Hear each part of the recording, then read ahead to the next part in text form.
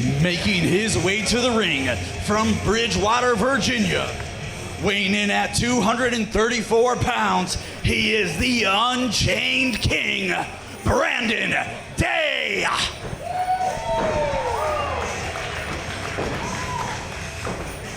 Welcome everyone to All Class Independent Wrestling. It is a 3-year anniversary party here in Waterford. And his partner, standing 5'9" and weighing 175 pounds, fighting out of a sanctuary city near you, El Generalissimo Dios Salvador. Dios Salvador says he is a revolutionary from a sanctuary city, teaming with the Unchained King, Brandon Day. 2 debuts here for All Class Independent Wrestling for On Our Own 3, coming to you from a beautiful venue tonight here inside the Shark Club. And wait until you hear the reception for their opponents.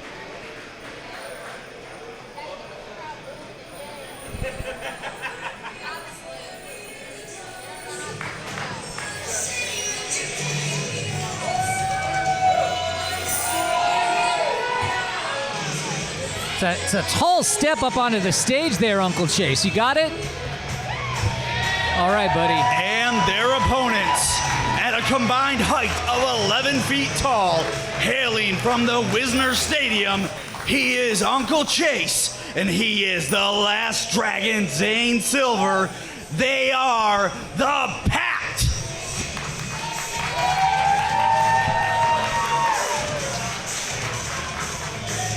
Now, I know that by now y'all are familiar with Uncle Chase, the man who continues to live and embody the glory days of early 2000s indie wrestling. Back in 2009, Uncle Chase was in fact teaming with Zane Silver, and they made a pact. You know, like you do when you say, hey, if we're both still single at 30, which I think has become 50 these days, at least that's how long it'll take William Bryce to get married. I can say that because he's within earshot, but not yet hooked up to his listening device here. How are you doing tonight, William? I am doing excellent. I am so legitimately excited for this show.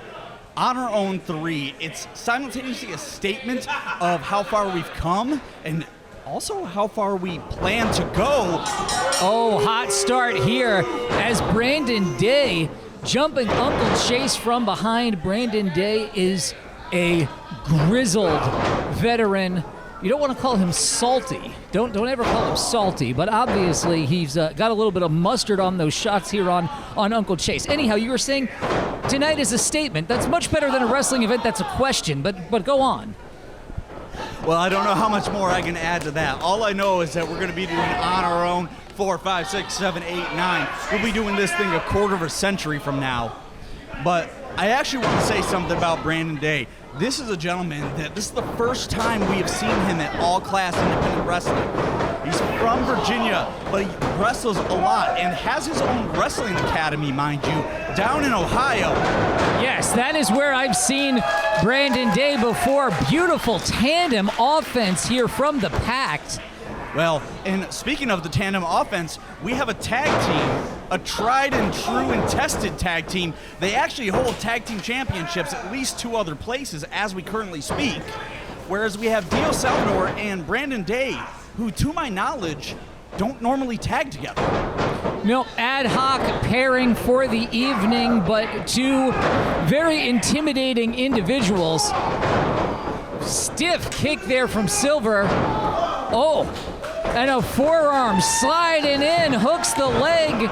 2 count only. But yes, I was saying as you were making your way back from the ring, this is the sort of thing where you say, hey, if we're not married by the time we're X, we're gonna get back together and do it again. This was a pact that, hey, later in our careers, we're gonna revisit this.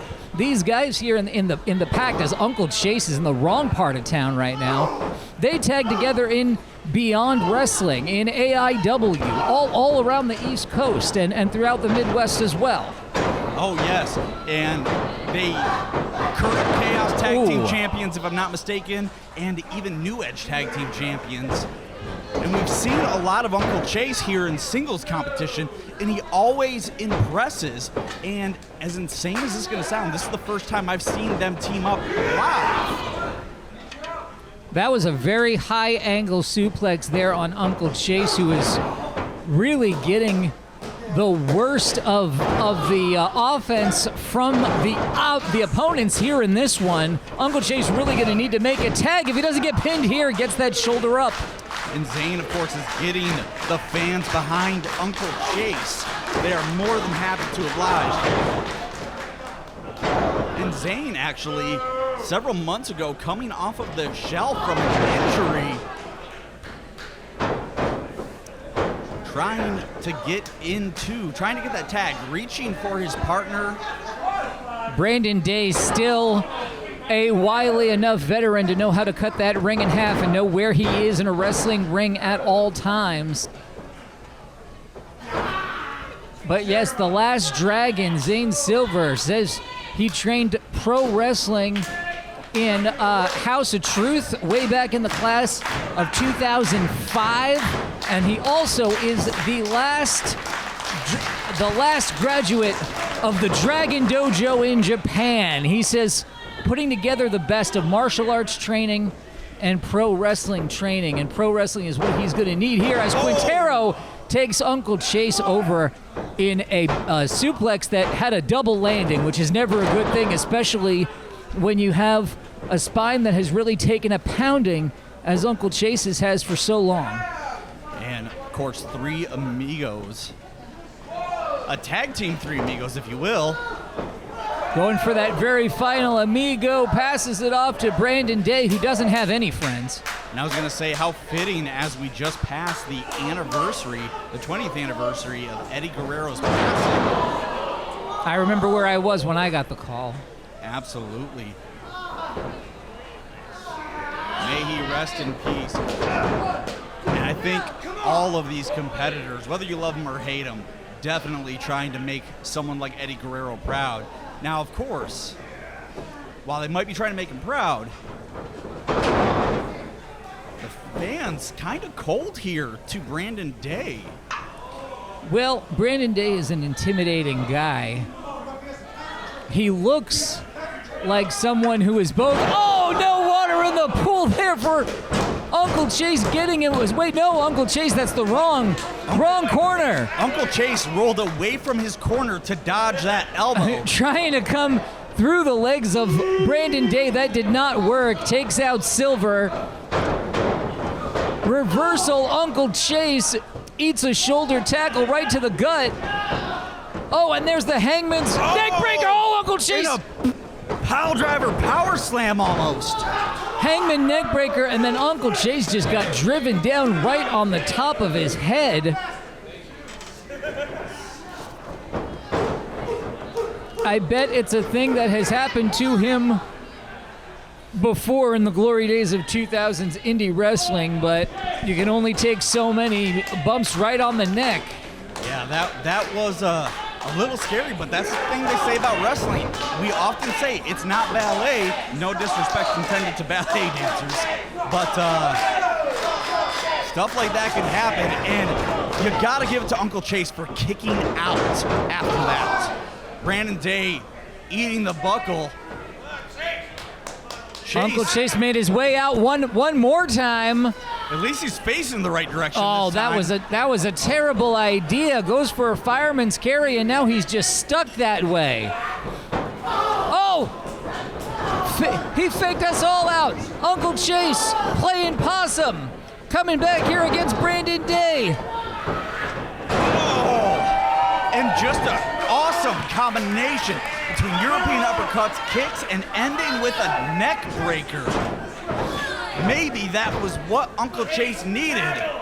Gives him a little bit of a reprieve here to make that tag to Zane. And he makes it. Both members tag. Dios is in. Zane is in. And Zane, the fresh man, coming in. flooring both of his opponents, but it's 2-on-1. Just an absolute flurry of offense here from the Last Dragon. Knee connects to the face. Oh, and a twisting Falcon Arrow. He did the deal, but it wasn't enough when you've got the Unchained King, Brandon Day, who, as I was going to say earlier, he looks like he's a pro wrestler, Brandon Day does, and he also looks like he's been a pro wrestler for a long time. You can see both of them. Up, over, down, right in front of us here. Uncle Chase knew exactly where Brandon Day was in the ring that time. Chase now up on the shoulders, not where he wants to be. Wheelbarrow incoming. Uncle Chase gets out the back, grabs into the ankle lock. Dios is trapped. Oh! Double stomp to the back of the shoulders. It's what they call the finish, and it's enough here to get the victory. Ladies and gentlemen, your winners, the Pact.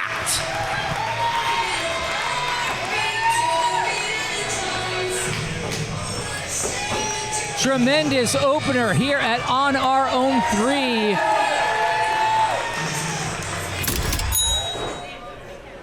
The following contest is a singles match and is scheduled for one fall.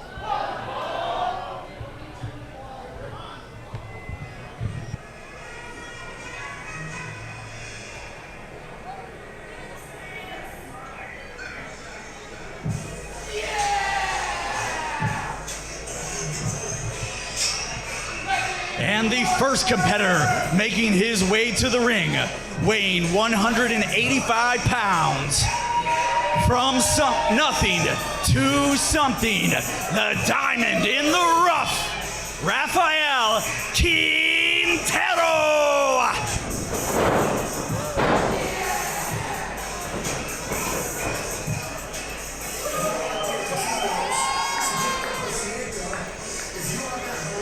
Rafael Quintero, the diamond in the rough, making his third appearance here at ACIW.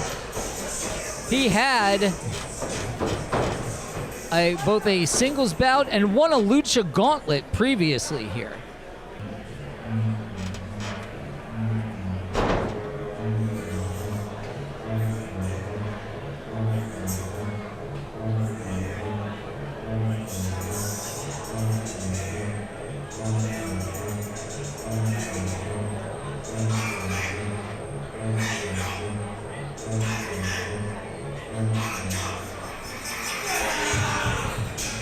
And his opponent making his way to the ring from the Nightosphere by way of Detroit, Michigan. He is one half of the Pillars, the Process MM3. And I stand corrected. 3 prior appearances here at All Class Independent Wrestling for Rafael Quintero. He did win a lucha gauntlet. He also defeated Nathan Nile in one-on-one competition. That was after his debut, which was a loss to Uncle Chase. So still has a winning record, and in one of those matches defeated some 5 or 6 other competitors. So he's been in all-class ring with quite a few competitors at this time.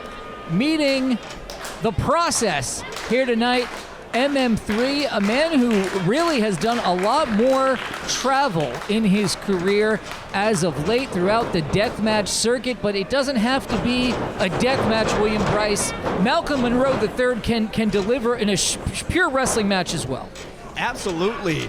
And may I remind everybody that he is a former all-class tag team champion. So that is a very, very select group of individuals who can say they've held gold in the 3 years that All Class has existed.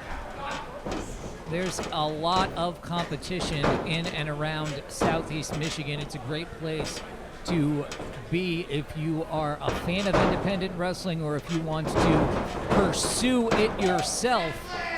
Rafael Quintero, though it's really the same territory, just about a 4.5-hour, 5-hour drive away. He's a Chicago guy. And there's 5-6 promotions just within the city limits of Chicago, Bryce. Oh yeah, there's 5 or 6 promotions that run out of the same building in some places. But not only is he from Chicago, but he is here in part representing, or at least he's a part of, NWA Chicago, in fact. And we are so lucky to have somebody like Quintero here on so many of our shows here at All Class. See both of these men feeling each other out, trying to know the limits of the reversals, of just how tight everything's going to be, get a sense of each other's strength and balance. That's exactly what MM3 going for here. Rafael's not going to have any part of it, going back to that side headlock.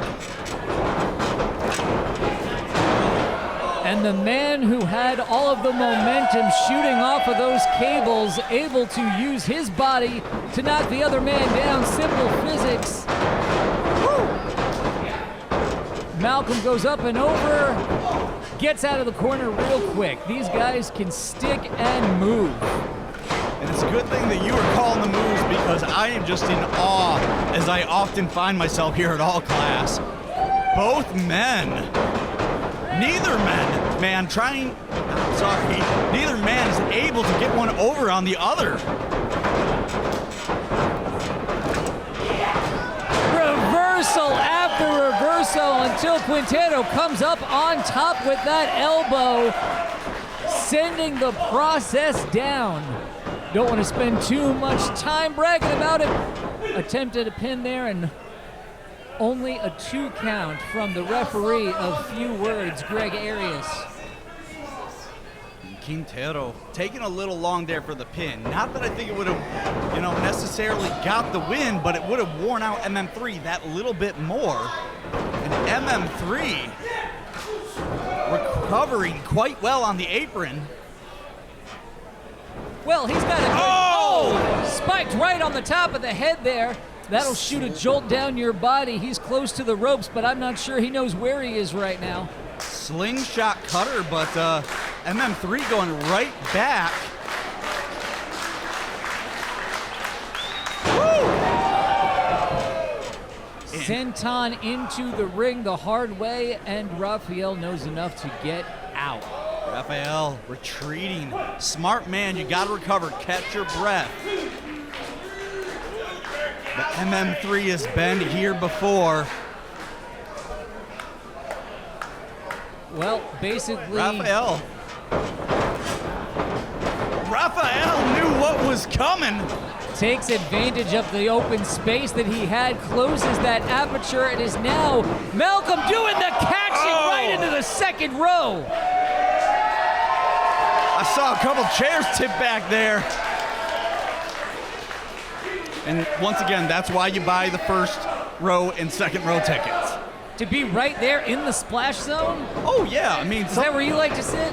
Absolutely. Oh, and he again! See, that's what we call the 3D experience. Double M3 coming back, delivering the receipt, and really the only person in the building tonight to receive 2 dives is the guy who was sitting in the second row behind the chair that both of those guys just went through. So, I wonder if we're getting our deposit back.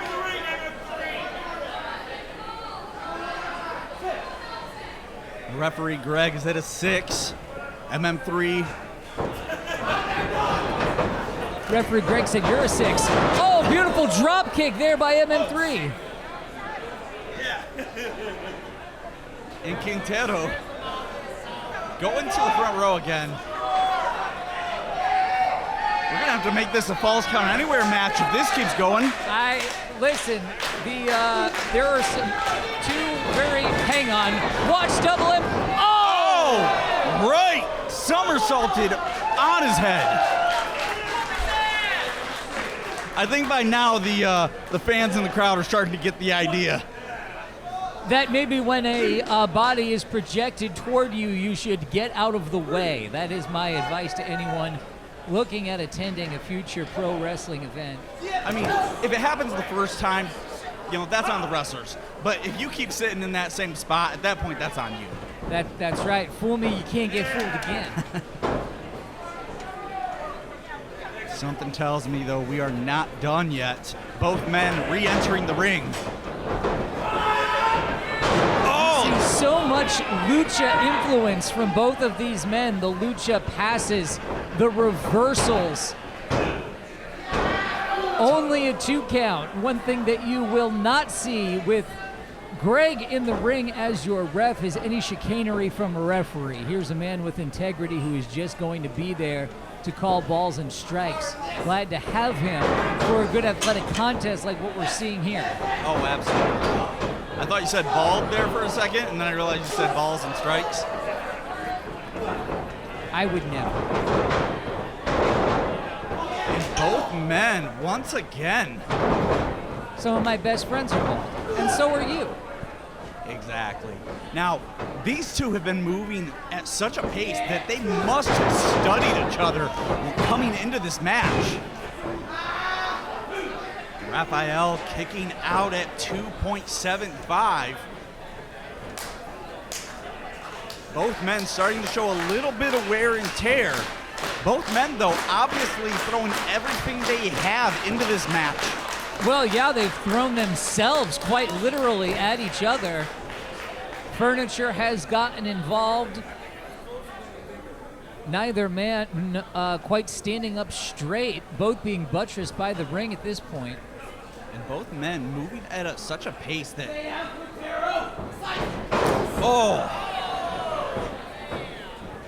You almost feel like there's a certain level of respect, but both men very prideful, and both men want to get the W nonetheless.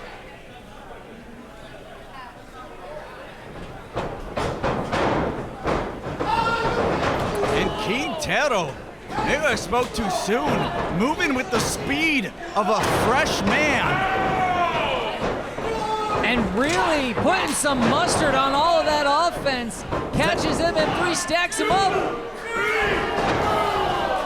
MM3's turn to kick out.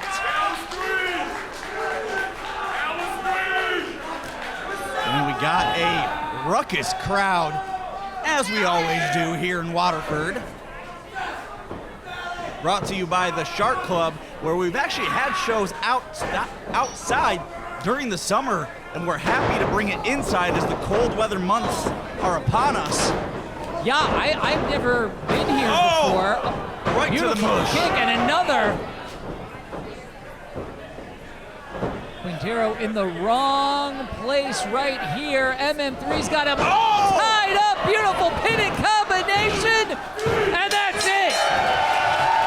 Ladies and gentlemen, your winner, MM3.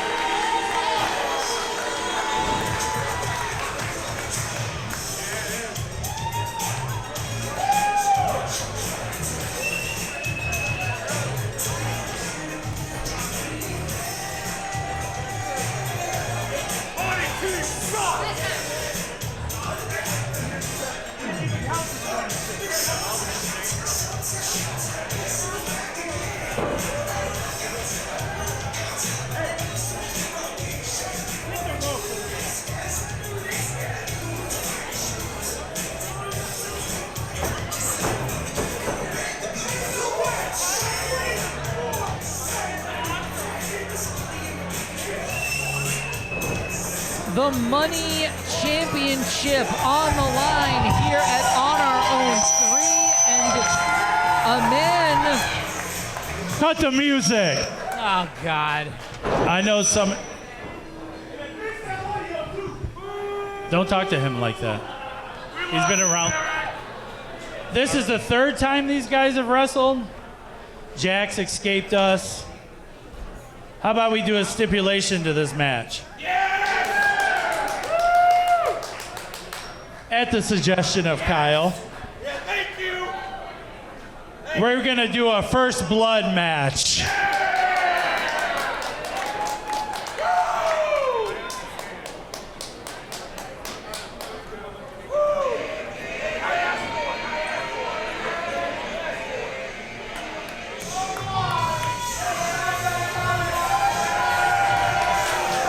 G-Money, as ever, raising the stakes here at the last moment. Hey, focus!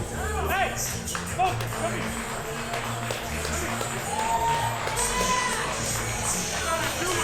Former Money Champion 24K won that championship in a scramble match, which he also lost it in a fatal four-way. Jack Delaney came out on top and then had his first successful championship defense over 24K. So this is a rematch from Tournament of Champions. Ladies and gentlemen, you heard it. The following contest is a singles match and is a first blood match. And is for the all-class independent wrestling Money Championship. Introducing first the challenger to my right. From Waterford, Michigan, weighing in at 7 gold bars. He is the former ACIW Money Champion, the Golden Sensation 24K. Only 7?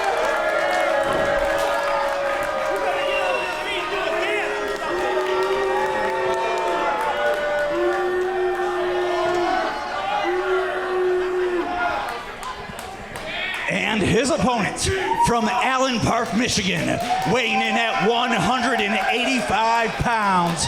He is the ACIW Money Champion, the Edge Runner, Jack Delaney. My apologies.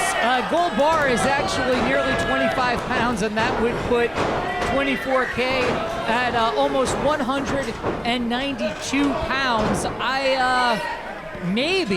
I think William Bryce may have added a gold bar to the weight of 24K because he doesn't look like he weighs 192 pounds to me, but I guess, hey, it's pro wrestling. Did you look up the weight of a gold bar? Yeah, because at first I was like, wait a minute, that can't be right. How much does a gold bar weigh? Are you saying this guy's little? I thought you were undercutting his weight, and no, in fact, a gold bar weighs nearly 25 pounds. Well, so, I mean, maybe when he stepped on the scale, he had some gold in his pockets. I wouldn't put it past him. I certainly would not. That's how G-Money rolls, right? He just starts passing him out.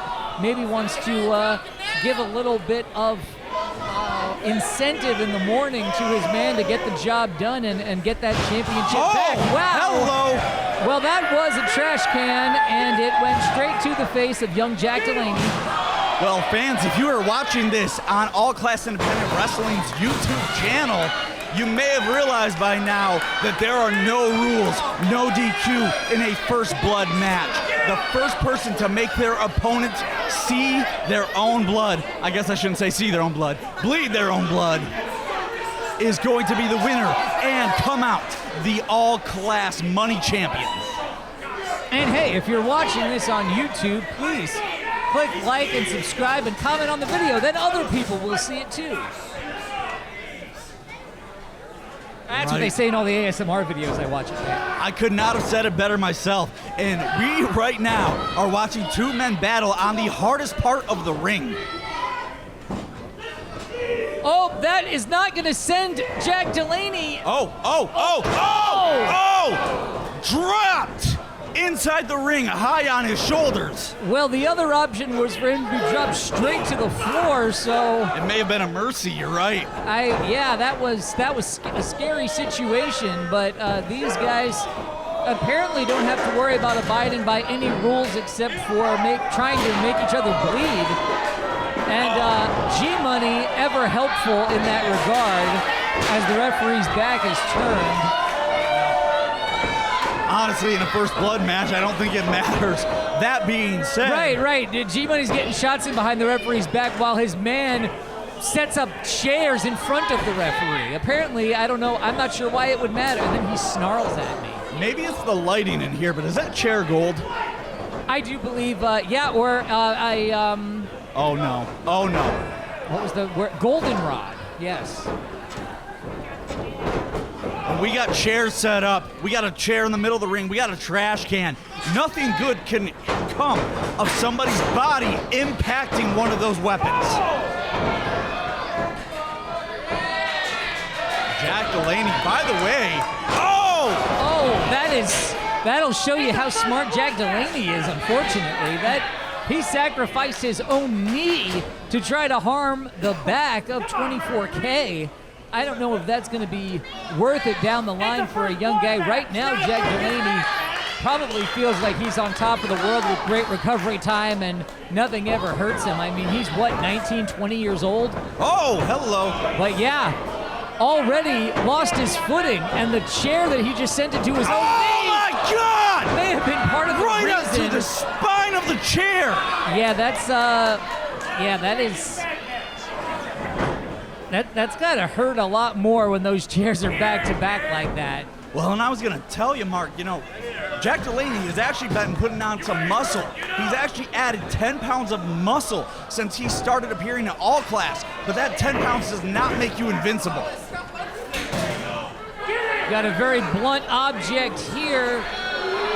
Is that a screwdriver? I believe it was a screwdriver taken out of this tub in front of us here. Went under the ring to get it. That's a part of putting together and taking apart a wrestling ring. Not meant to be driven into someone's face or eyes.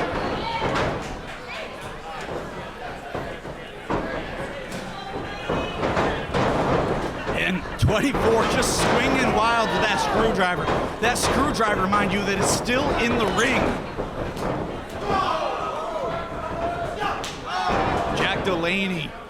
I think going back to stuff that's a little bit more comfortable for him, right? Going back to a traditional pro wrestling offense, probably a situation that Delaney has been in more in his career. Oh, 100%. And here's the thing, that's going to be great for wearing down your opponent, but will it make your opponent bleed? Well, having some sort of an advantage is probably going to be requisite for that to happen, though. Really, with the objects that are in here, anyone can get cut at any time. Absolutely. That's the thing about first blood matches. Anybody can get a cracked nose, they can get hit in the head too hard. There's lots of sharp parts of the ring and those chairs. Hey, look at the distance here between Delaney and 24K. Are we going to see a 16-foot coast to coast? And he connects.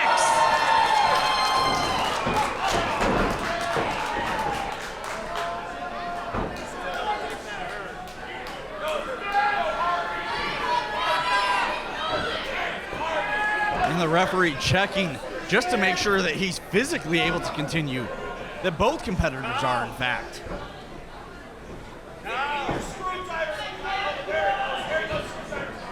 And 24K trying to grab the ref.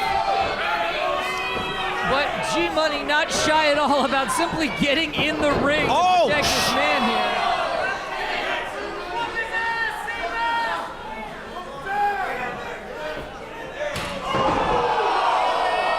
So now we've got no referee.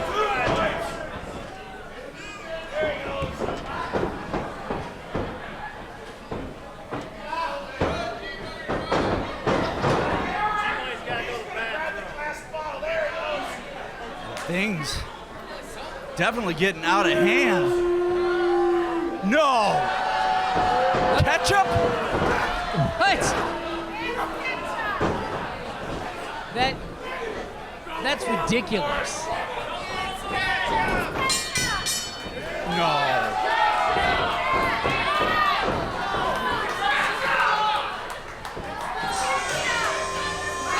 Ladies and gentlemen, your winner and new all-class independent wrestling money champion, 24K. A literal robbery taking place here tonight as G-Money will get back that championship by any means necessary.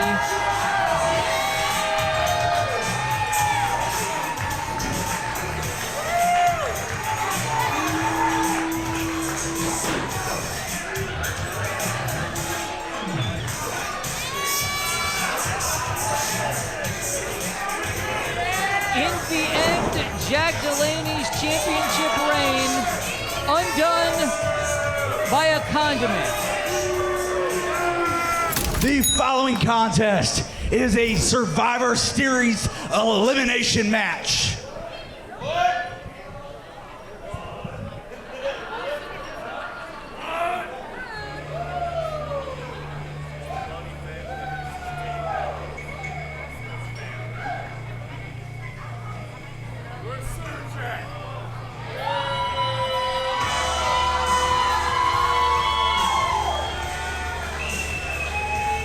Well, here come the antagonists of this contest. Making their way to the ring, accompanied by G-Money. They are the team of Machine Gun Bishop, Drake Farrow, Prince Abdul Hakim, Nasty Nick Zero, and the ACIW Women's Champion, Leela Hall. They are the Money Family.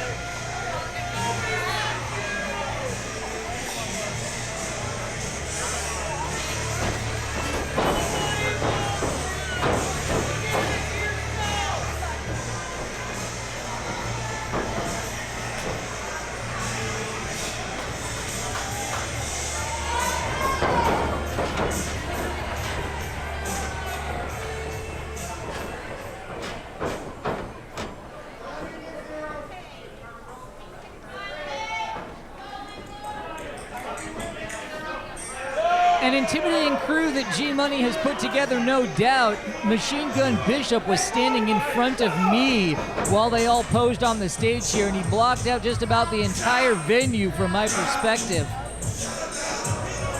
They're going to meet a team that really all they have in common is a shared hatred of the Money Family.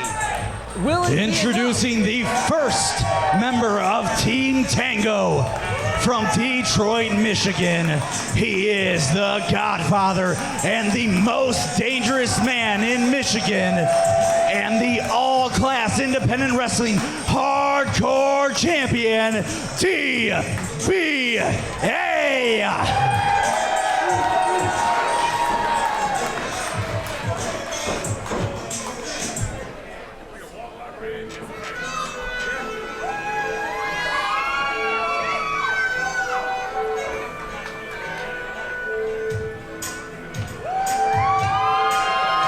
And the second member of Team Tango, accompanied by Chico Nino. He is the Squire of Desire, Chico Diamante. He's also wearing Jerry Seinfeld's shirt.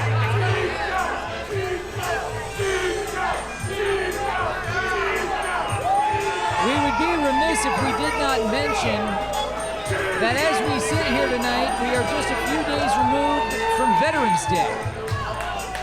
And that means DBA has eaten tens of thousands of calories in the past few days. We'll see if it slows him down here tonight.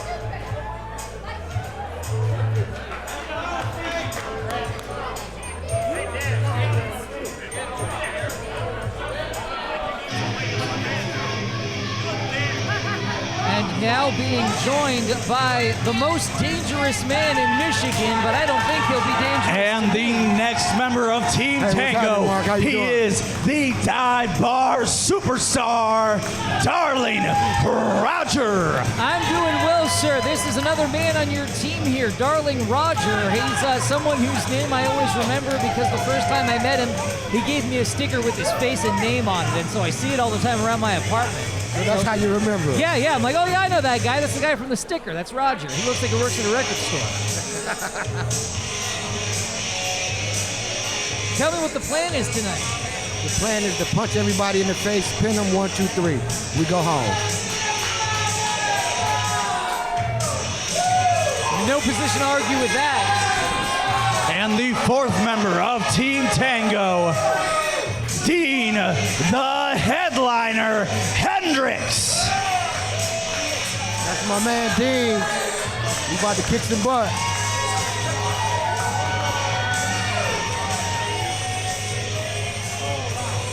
The son of a rock star, the headliner. I asked him what he's been doing lately, if there were any updates I should know. He said making headlines. Yeah, he had a concert last night that I was at. It was dope, bro. Yeah, were you moshing? Nah, man, I was in the back smoking. Oh, all right. It checks.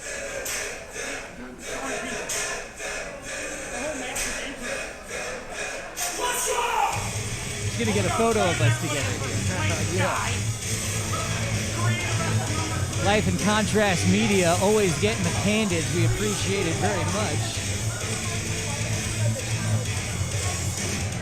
Oh, that's my son. I gotta go. And the fifth member of Team Tango, accompanied by Tango Jones. He is the second son, Caden Monroe.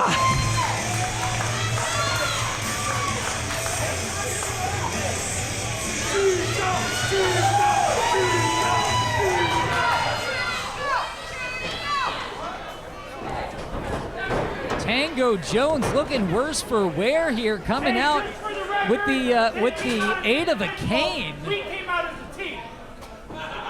Check your ego. Looking more like Uncle Chase Jones over here, but I digress. I see that you almost replaced me on commentary here. How exciting to have a Michigan legend there. Well, he asked if he could just do the match and if you would do the flaming elbow, but I thought that probably wasn't a good idea. You know, I did just buy this dress shirt.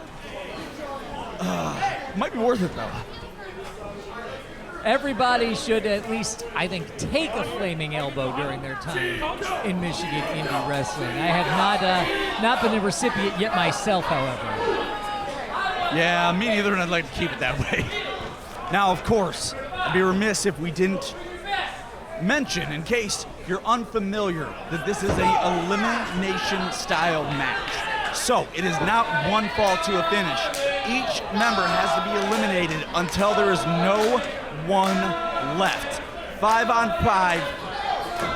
Tango Jones is the team captain, and his once best friend, G-Money, on the opposing side.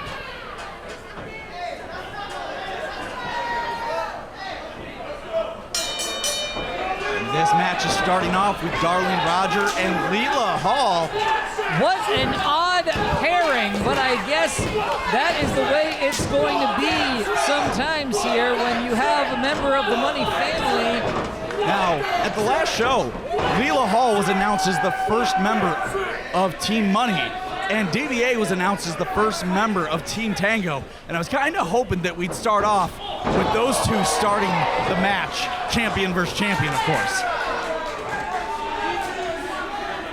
Well, I think that the Money family has probably been coached at exactly how they want to protect those champions at all costs. And of course, we do have great competitors on either side. And with this many people involved in one match, who knows how this could go? I mean, we could have this match literally come down to the final contestants being DBA and Leela Hall.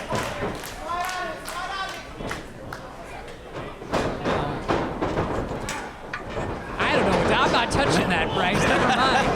Every thought that came to my mind wasn't something that I'm going to have live on the internet forever. So, I mean, nonetheless, things could get crazy. Things could get crazy violent, and things could just go off the hinges at practically any moment. The Money family isn't exactly known for fighting fair. And the Prince of Motor City, Abdul Hakim.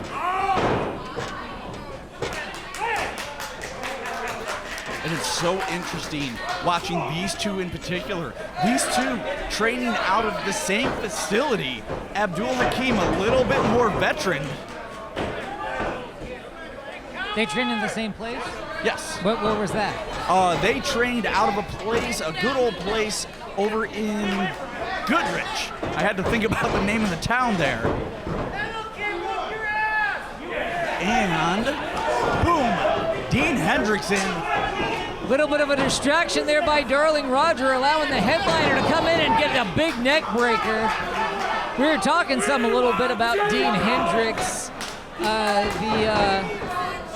When I was talking with DBA here while you were still in the ring. He's the son of a rock star, the headliner, shoving the head of his opponent down into those boards, and that's it for the Prince. Abdul Hakim has been eliminated. Well, I guess the Prince of the Motor City probably needs to go and meet the new mayor-elect of the Motor City. He has other business to tend to. So with that, Team Tango is up one member compared to the Money family. And we got Caden Monroe versus Drake. Two young and impressive men. Bright futures ahead for both of these individuals. Oh, and a boot right to the head. Drake got caught with that Manhattan drop, and it's just been downhill from there. And Darling Roger tagging in next. Gotta love that when there are so many men on the apron, Roger still keeps tagging himself in. He wants to be in there. He wants to keep going. He wants to dole out punishment. And his glasses falls off. He picks them up and puts them right back on. Hey, blind tag there from the greatest nemesis in this bout so far of Darling Roger. One, Leela Hall rolls him up and pins him. Leela Hall Darling Roger has been eliminated by Leela Hall.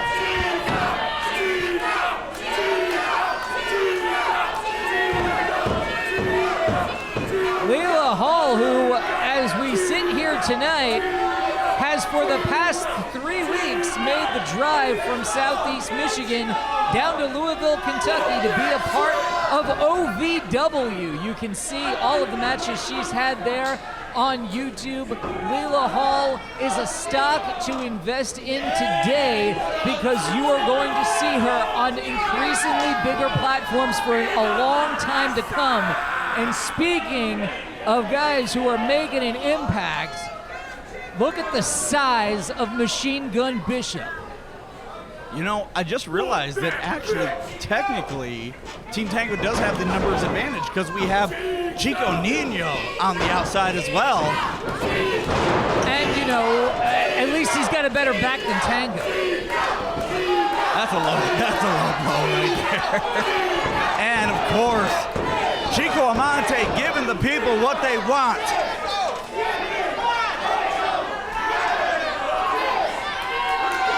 And I believe I counted 10 there. I believe the crowd helped with that. And Machine Gun Bishop. Well, you know, the crowd here is pretty good at counting to 10, but then when you try to get them to do it in Spanish, it's really, it becomes a bit of a challenge. Only got 3 punches. Oh! Take a look at that lariat. Good God. Bishop just built. That's the difference right there between a clothesline and a lariat.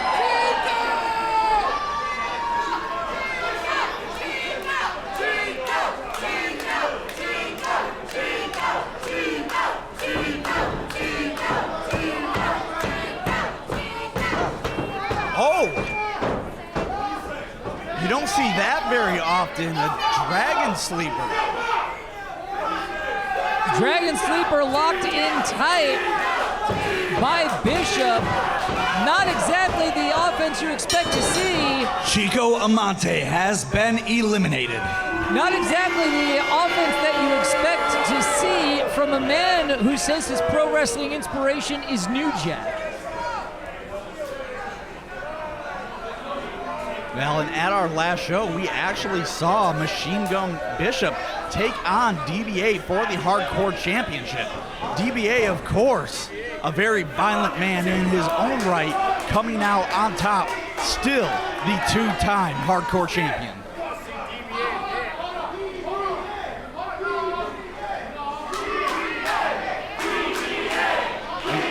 We got a crowd chant here for DBA. DBA versus Drake Farrow. And Farrow's trying to shake DBA's hand. And he got 2 birds for it. DBA gonna show this youngster how it's done.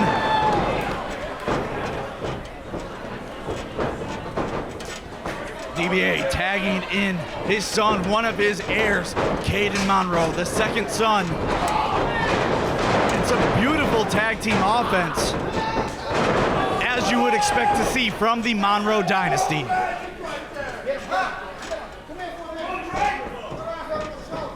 Drake certainly worse for wear now, stumbling and rocking. His neck can't feel very good. It's probably going to feel even worse after that strike. And a pin on Drake. Drake Farrow has been eliminated. And this is now 3-on-3. Nick Zero getting the jump from the back. And Nick Zero, one of the veterans in this match. Former all-class heavyweight champion. Second only in experience to DBA. Well, none of us have been around as long as DBA. Beautiful suplex there from Nick Zero. And Nick almost teasing his opponents on the apron. And Caden Caden showing a little bit of speed and smarts. Stacking them all the way up. Look at that beautiful bridge, and that's it. Nick Zero has been eliminated.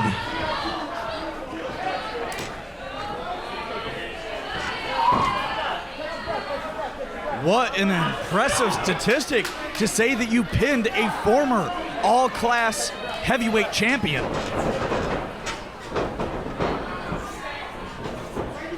All the way over and around goes the son of a rock star with that spinning DDT. Plants Bishop down hard on the top of his head. Oh, Big running European. And a flurry of strikes in the corner from Dean Hendricks. Bishop is wobbly. Oh, and a flatliner. But Hendricks not able to capitalize on it as he makes his way over to his opponent. Couple competitors showing some wear and tear. Oh! And Bishop with another clothesline to another one of his competitors. I tell you, he's gonna have to register those arms as weapons. Bishop can definitely slow down the pace of this match and start to even the score. It's 3-on-2 right now, and the 2 representing the Money family are Bishop and Leela Hall. And right now, Tango Jones and G-Money looking as cool as cucumbers, confident in their teams. Of course, at this point, it is 3-2 in favor. I'm sorry, 3 members left to 2 members left in favor of Team Tango.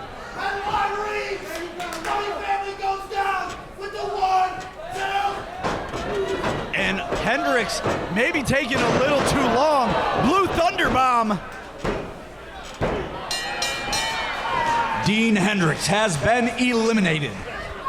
And things are now all tied up. And it is just the Monroe Dynasty versus Bishop and Leela Hall. What a wild match that is. Now remember, folks, it is still elimination rules. DBA coming in, Delva Sun, but showing more of that tag team experience. Well, You got the wrong cue. no disrespect to A.T. Huck. I think he can keep order as well as anybody, but there's a long history between he and DBA. These guys have worked together for years. And right now, we've got some fire in the house! What the? Machine Gun Bishop has been eliminated. We've got You know what that means, right, Mark? Women's champion Leela Hall against both of the Monroes. And G-Money and Leela Hall retreating. Saint...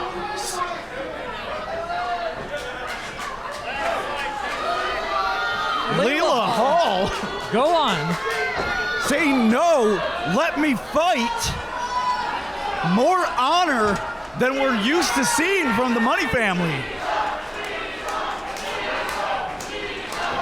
And maybe Leela Hall is the black sheep in the Money family as she gets a loud chant of Leela from the crowd here in Waterford.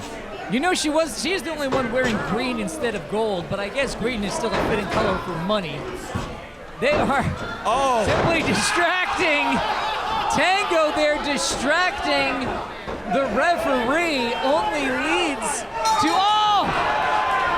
A.T. Huck. DBA has been eliminated. A.T. Huck showing that he is not going to have any favoritism for his longtime friend, the DBA, kicking him out of here upon suspicion. And it's Leela Hall versus Caden Monroe. Wait, Leela's got the ring. G-Money just passed her the ring. The ring's on her finger right now. That championship ring. That represents her women's championship. Just went into the face of Caden Monroe, and this one's over. Caden Monroe has been eliminated. And with that, your winner, Leela Hall and the Money family.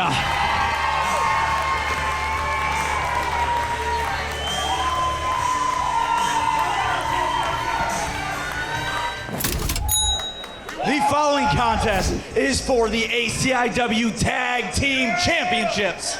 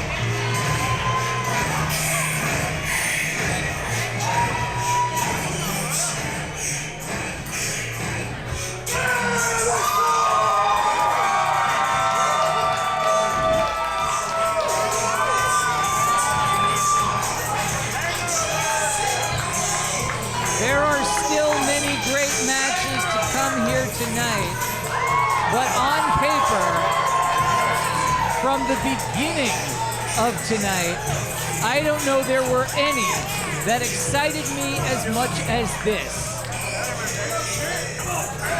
These are two of the very best tag teams that the entire U.S. indie wrestling scene has to offer. If you have not heard of them before tonight, you are in for a treat. They've met each other before. They've absolutely torn each other and the ring apart. They've literally broken the ring during their matches. The following contest is a tag team match and is for the ACIW Tag Team Championships. Introducing first, the challengers, fighting out of Grand Rapids, Michigan. They are the team of Don and Jay Leo, and they are two-time tag team champions. They are those effing guys, TFG!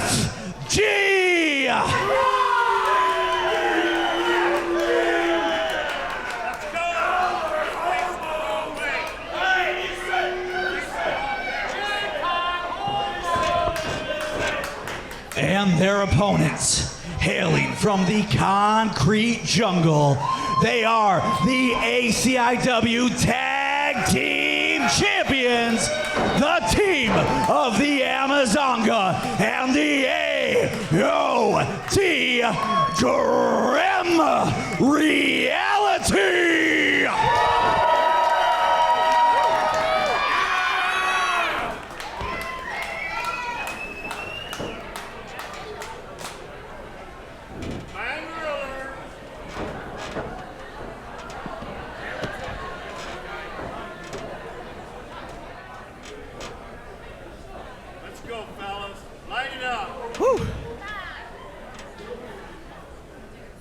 Grim Reality. Grim Reality, two-time ACIW Tag Team Champions, and they have, in fact, defeated Dante and Jay, those effing guys, before for those very championships. Starting off hot here in all directions, and it's TFG getting the better of the exchange. Oh, the boatmen getting caught from Grim Reality on the outside. Going to be so much to follow here. Angel going up to one corner, the Amazonga going up to the other. Oh, but TFG are out of there. And a little bit of a collision between Grim Reality. These teams know each other so well. These men have even swapped the tag team championships between each other. TFG, the first ever all-class tag team champions. That's right, followed by Grim Reality, followed by TFG. Absolutely. Followed by the Pillars, and then back to Grim Reality. So there have not been a set of roll-up here. There have not been a set of all-class independent wrestling tag team champions that Grim Reality have not defeated. Absolutely. And you have to wonder if that plays mind games a little bit. But that means that they also... Interesting. Have a win over each other, if I'm not mistaken.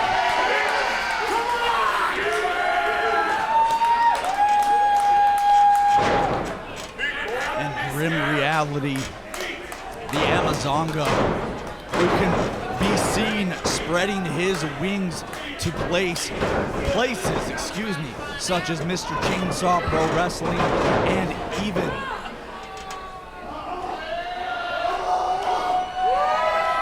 Wrestle Revolver.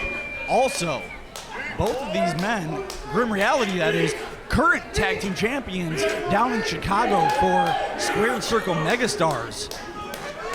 So a very successful tag team nonetheless. TFG just came back from Japan. You read my mind. Coming from Japan, having success in their own right. And you are correct. The TFG won the tag team championships over both Grim Reality and the Congregation in the triple threat match. So long history between these two teams. But right now, we've got the Amazonga, Devin Riker, and Jay Leo.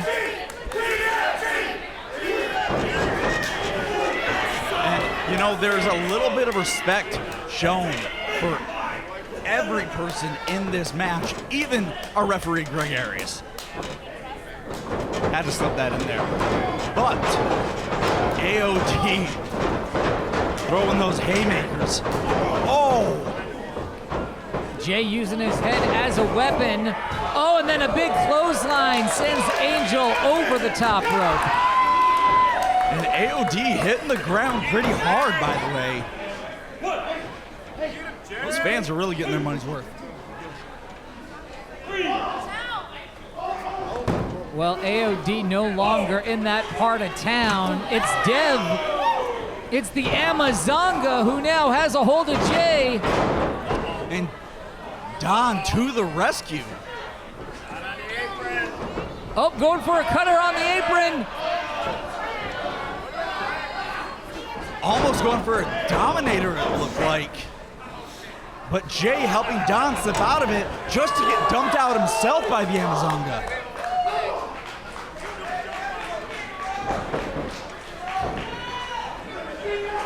Better not turn your back for low! Oh my God! He knew exactly where he was. And Amazonga up. I tell you, it didn't look pleasant for either individual, but Don definitely taking the brunt of it. Cutter right on the apron sends Don Tone down to the floor. We've got all four men on the outside at this point.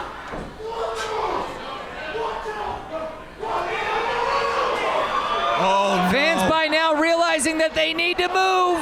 He's gonna. Oh, Amazonga was about to send Jay Leo flying, and Don Leo making the save. Amazonga, it's basically 2-on-1 at this point. Oh, but that doesn't seem to matter. Oh! Landing off of the back of his partner, AOD. Little bit of poetry there.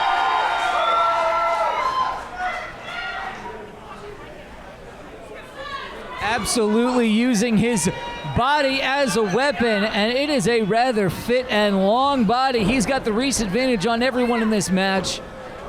Absolutely. And the fans, many of them still have not returned their seats. I think they've got to find their seats, literally. Oh, the beautiful running clothesline. Not enough to keep Jay Leo down. Jay Leo has had such an incredible physical transformation over the course of the past year or so. He looks like a whole new guy. Oh! Amazonga less concerned about the aesthetics. He knows exactly what he offers, and it's that kind of tag team offense that may bring the championships back to Grim Reality. And Jay Leo still kicking out.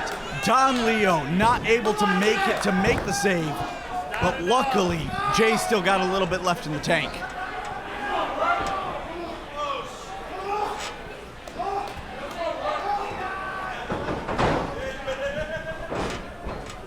Gut wrench. And Jay Leo slipping out the back, throwing for an elbow, and making the tag. I don't think Amazonga realizes. If it takes both men to get the big man down, so be it. They're going to get him down one way or another. And Amazonga still kicking out. Close, but still not enough to keep the largest man in this match on his back for 3 seconds. Amazonga, unfortunately, in the opposite corner where he needs to get. Jay striking the AOD, trying to make sure that he stays out of this, as this has turned into a 2-on-1 assault. Takes both brothers to bring him out of the corner. But Amazonga still kicking out, and the look of shock on Don Leo's face.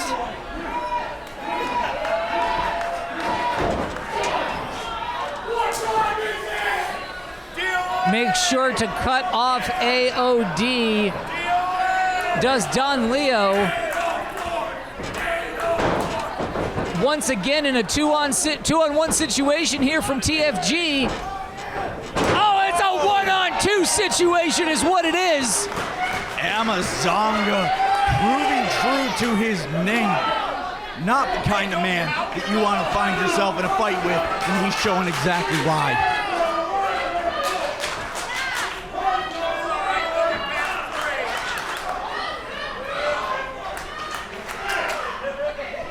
And Greg Arias county, but a tag's been made to the AOD. AOD coming hot.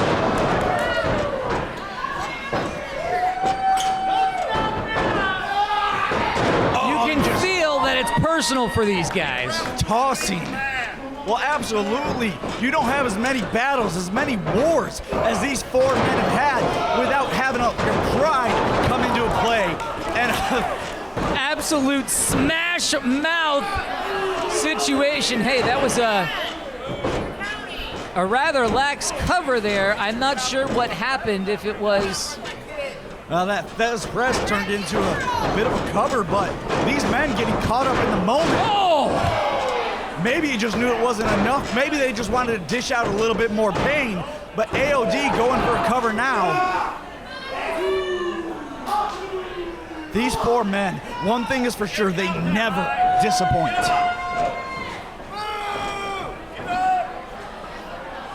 Once again now, Grim Reality on the outside, going all the way to the top. This did not work for them at the beginning of the match. Can they get it now? Yes, they do! In stereo! And that's got no! How was that not it? And the crowd here, clapping, showing their respect.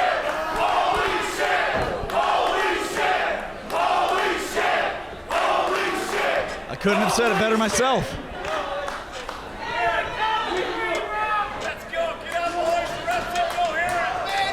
AOD rolling Jay out. Now it's just Don Leo. But no! Jay, maybe having a second win. Maybe just trying to save his brother.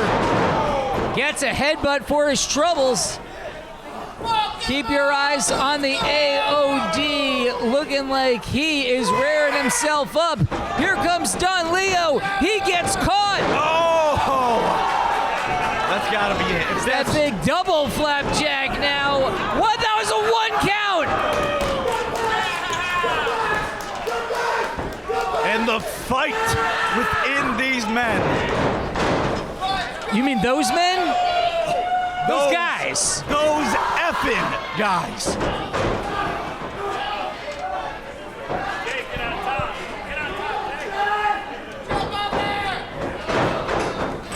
Oh! A leapfrog. Oh! But eating a spear. And crucifix bomb. That is a very large man to tumble all the way over on a crucifix bomb. Tremendous amount of strength from Don Leo. Gonna take both of them to get him up again and flip him all the way over. With their own move. And that's it. Ladies and gentlemen, your winners and new ACIW Tag Team Champions, TFG.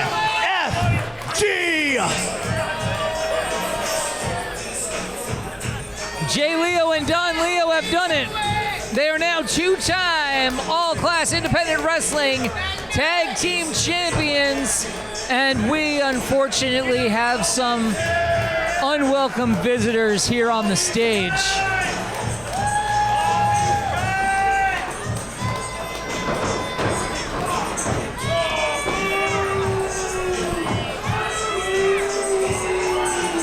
does G-Money look at me with such disgust? Maybe it's because he hasn't bought you yet.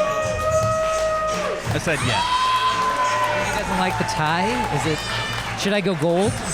I mean, I got a gold tie. You've got some gold specks in there. Yeah, maybe we should question where your bread's being buttered these days, William Bryce. Hey, I know who signs the checks. But in all seriousness, folks, what a match. All four men showing respect to each other. Don, Leo, bowing, showing with a bow of respect to Grim Reality. All right, guys, cut the music. I see you guys understood the assignment, as the children say. I had to throw you out of the Money family. You had to go to Japan and wrestle and come back. Well done, guys. Welcome back. Welcome back to the family, guys. Come on, bring it in, guys. I appreciate you guys. All right, I'm glad we're back. Yeah, good job. I love you guys. You know, you kick us out, you suspend us, and I did a lot of thinking. So you know what, Money? I love you. But suspend this.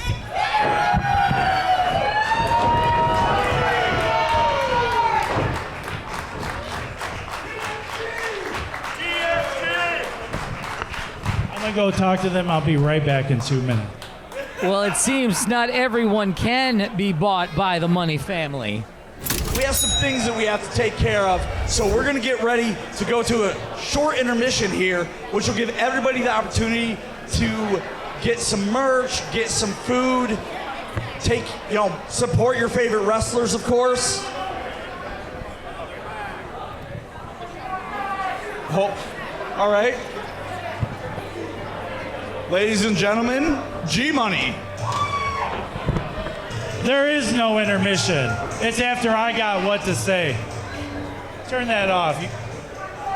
Listen, this is Ono's birthday. This is my birthday. I just turned 50 years old. I know I look 35, but I want a match at 50. I want a match at 50. So anyone that's got the cojones to face me, come on out. What in the world are we doing here? How many segments are there with the Money family in one night? Who in the world? What is that? What? Erik Smalls? Ladies and gentlemen, it is the Half Pints Punk, the National Wrestling Alliance's own Erik Smalls.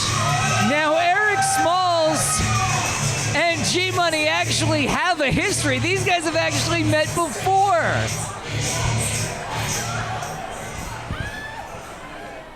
I started this crazy journey a long time ago, and you were my first match.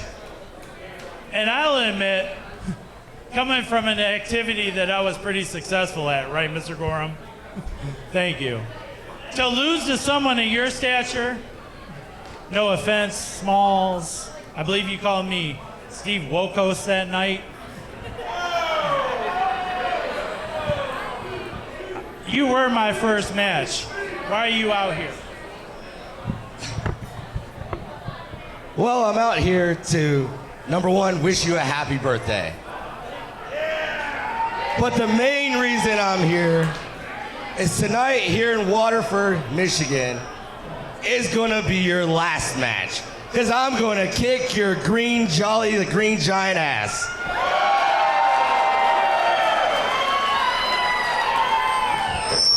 Well, attack from behind. Apparently this is an actual match on tonight's card. We've got an impromptu battle here between G-Money and Erik Smalls.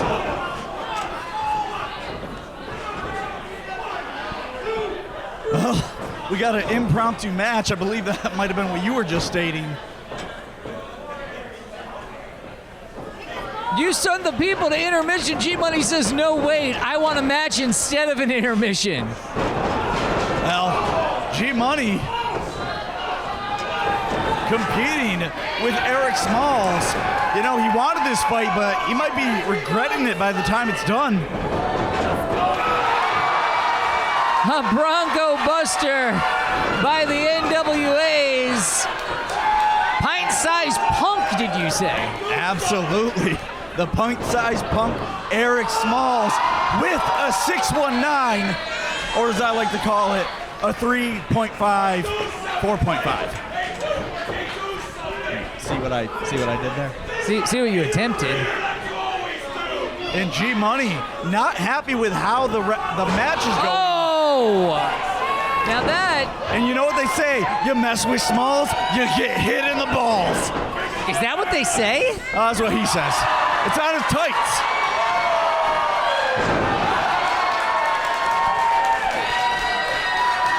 And Erik Smalls having a good time. Oh, look at that moonsault! Hooks the leg! 2, 3! It couldn't happen to a nicer guy! Ladies and gentlemen, your winner, Erik Smalls.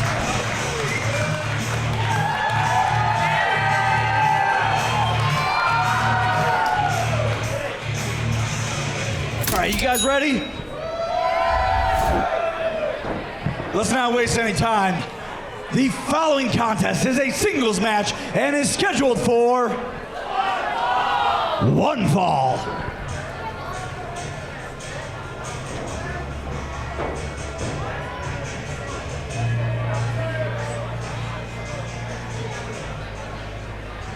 Introducing the first competitor from the motherland. At 192 centimeters and 118 kilograms, he is the Italian strongman, Gianni Emricko.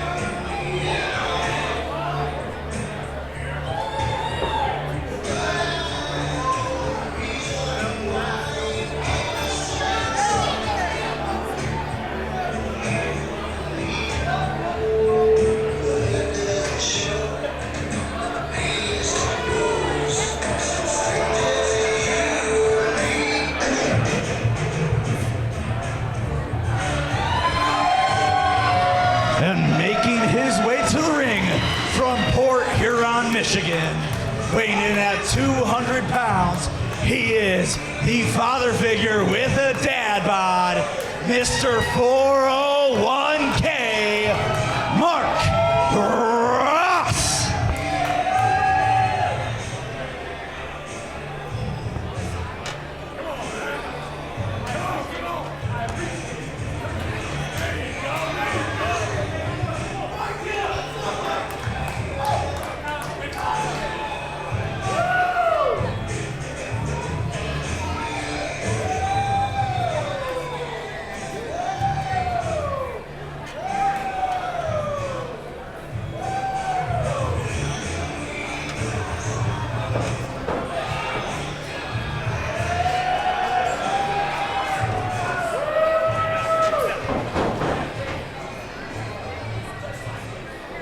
Cut that trash right now. You shut your mouth while the strongman is speaking. For all you morons here tonight who do not know who I am, my name is Gianni Michael Emricko, and I am here. You will show me some respect, or I will make you show me some respect. Shut your mouths.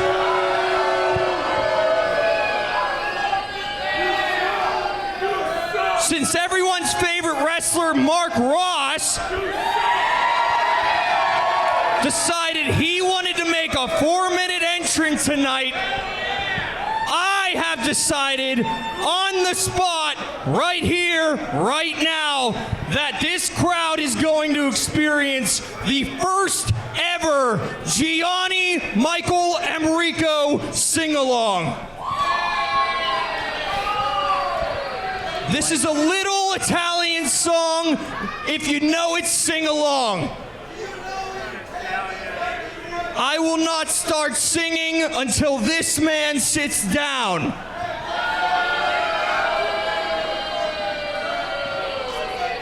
Are you ready? Wait, that's not the way it goes. I said, are you ready?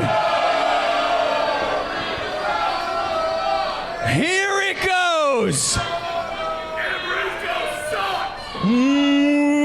When the moon hits your eye like a big pizza pie, that's amore. Well, the music has been cut short here by Mr. 401k, the father figure with the dad bod, Mark Ross, who, like many of you, was probably thinking that the Italian strongman was the living legend Bruno Sammartino, not this guy. Hey, I just say what they tell me to say on the mic. Hey, he told me too. I read it on that fancy robe that he wore out here. I don't think that Gianni Emricko's sartorial choices are going to impress the man who is doing this in jeans tonight. Mark Ross almost got a pinfall early. First time seeing Gianni here at All Class Independent Wrestling. And Mark Ross looking to make it a short visit. And Mark Ross, definitely the fan favorite. I don't think that the fans here in Waterford particularly enjoyed Gianni's singing. And I think that they would like to see a more of Mark Ross. You're a real one. Now, of course, they may call Mark Ross father figure with a dad bod, but he can go. And he's, rolling him up. No luck as of yet, of course. And another roll-up. Look at that one. I'll say, Mark came to win, it looks like. And a backslide. 1, 2. Still getting out of that. And a knee to the gut from Gianni. Both of these men making their first appearance for all-class independent wrestling. And personally, the first time that I have seen Gianni in person. Right, yeah, my first time meeting him today as well. First time seeing him in action. He does have some good size on him. Definitely got the height advantage. Maybe the aggression advantage as well.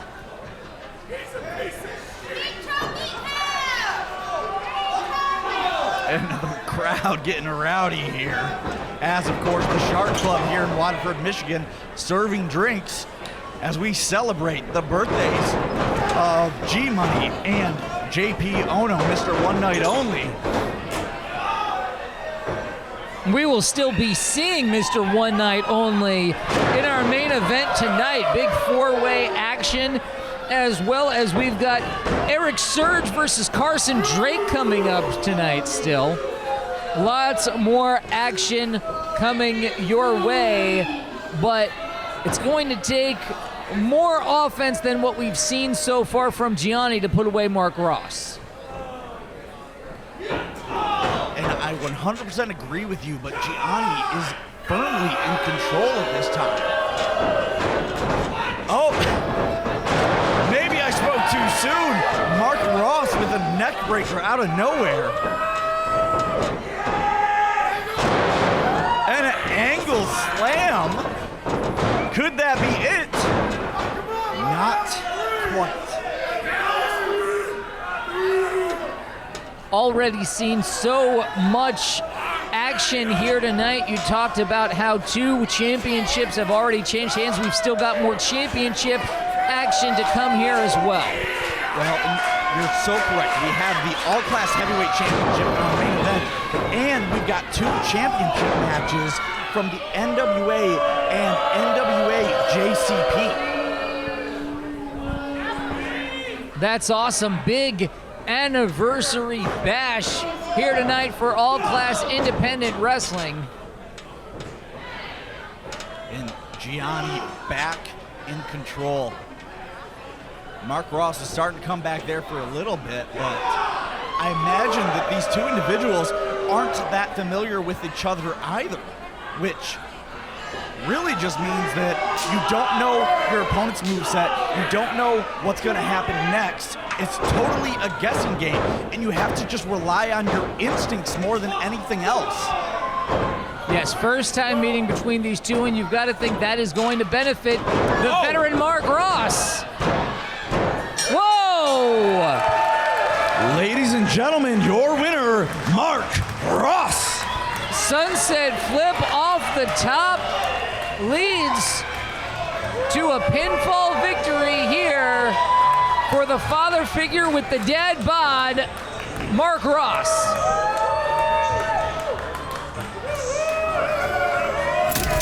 The following contest is a singles match and is scheduled for 1 fall.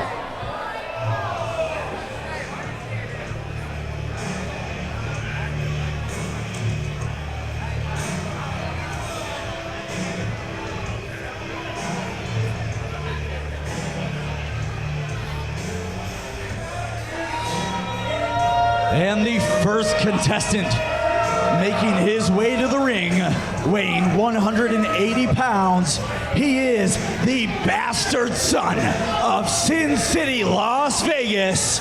He is Adam Yeffin Wick.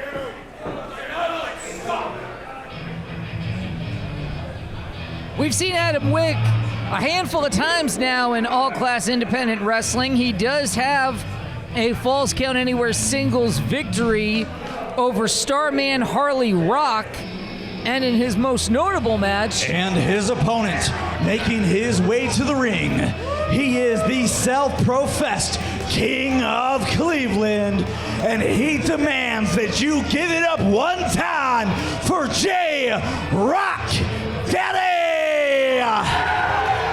in Adam Wick's perhaps most impressive showing, he came on the losing end of an ACIW Heavyweight Championship match against Dylan Derringer. Gave Dylan Derringer a hell of his run for his money, and then afterwards it was Nick Zero showing up to take that championship from Dylan Derringer after he'd already had one hell of a match against Adam Wick. So if anybody is up to the test of taking on JRock Daddy here tonight, well, if JRock wants a banger, Adam Wick can definitely provide one here. Not necessarily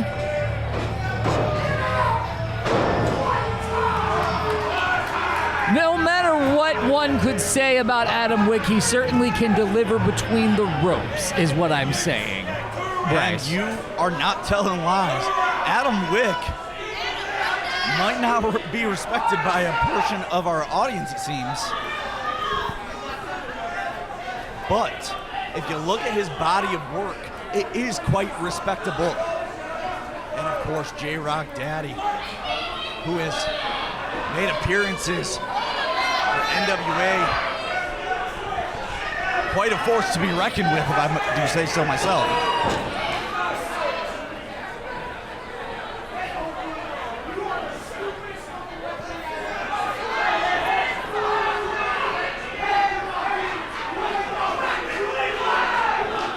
Sort of histrionics here from JRock Daddy speaks for itself. And Adam Wick actually sticking up for our young referee, Connor.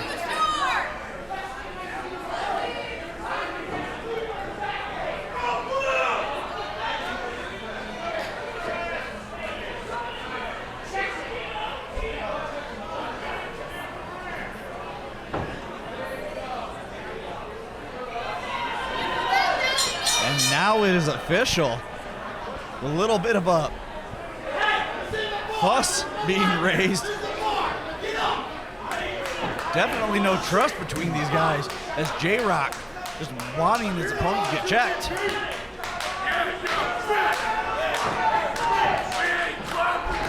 Well, after this bout, folks, it is championship matches for the rest of the evening. 2 under the auspices of the National Wrestling Alliance, and then 1 for the biggest prize that all-class independent wrestling has to offer, as these 2 men lock up, and it is JRock Daddy getting the better of that first exchange. Big arm drag takes Adam Wick to the other side of the ring, and he's looking to shake it off.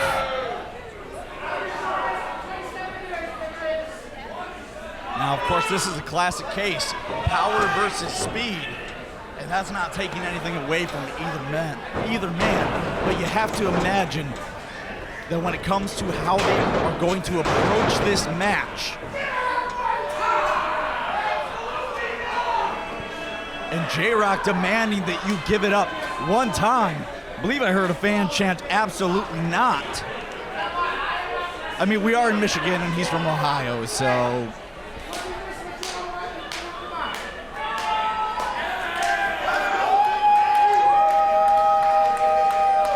JRock patronizing these fans here tonight, and they're not putting up with it. He seemed to be getting some enjoyment out of it, though.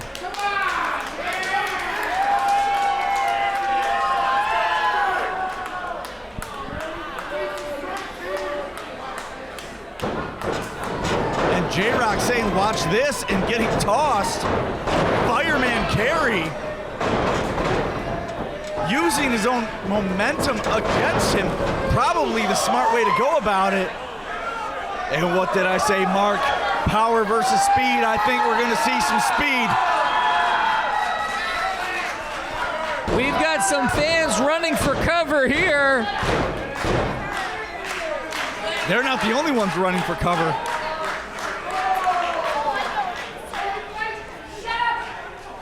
And JRock yelling at our timekeeper for some reason. Oh! And Adam Wick earning some respect from the fans. Respect to the fan there who managed to keep her drink upright as JRock landed in her lap. I'll say, that's a skill in and of itself.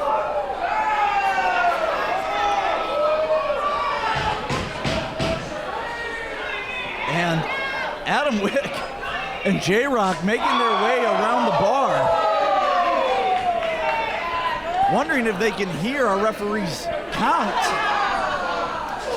as Connor gets to 5.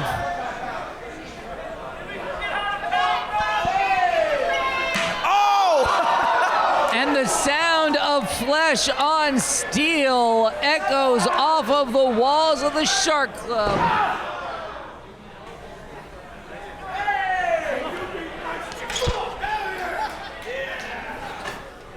Well, there comes JRock in breaking up the count.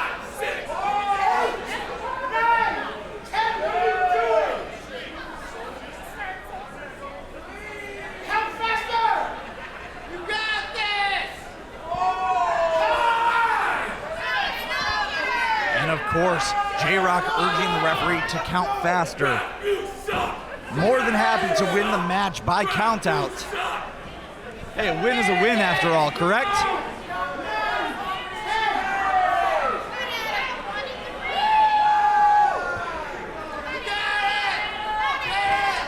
And Adam Wick getting in just before the count of 10.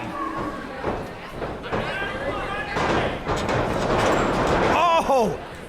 And throws him hard. Throws Adam Wick hard into the turnbuckle.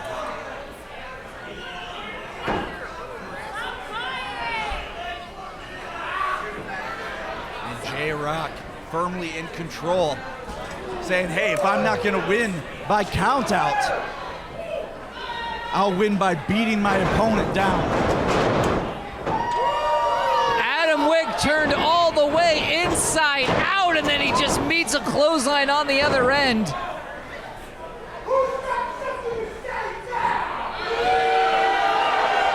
And JRock turning his attention towards the crowd. Probably should be keeping his eye and his attention on his opponent. As we have a short 2 count. As I said, that time that JRock spent with the crowd may have cost him the win right there. But of course, it's not over yet. Adam Wick fighting from underneath here, trying to regain some momentum. It has been JRock who has been unrelenting so far in his offense against the crowd, the referee, and Adam Wick, but it's a 2 count only. JRock looking very unpleased, arguing about if that was a 2 count or a 3 count. It looked like a 2 to me, but what do I know?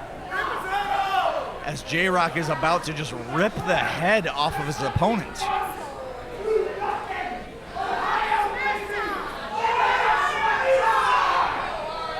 And I believe JRock just said, Ohio, baby. See the spit flying out of JRock's mouth. Might have to disinfect the ring after this one. Well, we already got the ketchup out of there, so that's a plus. I'm telling you, it wasn't ketchup, it was blood. Hey, we saw the bottle. Hey, referee's decision is final. Now, of course, Adam Wick, a little bit of a desperation move there. Just trying to, honestly, stay in the fight at this point. JRock holding his jaw. Maybe needed some dental work done after that one.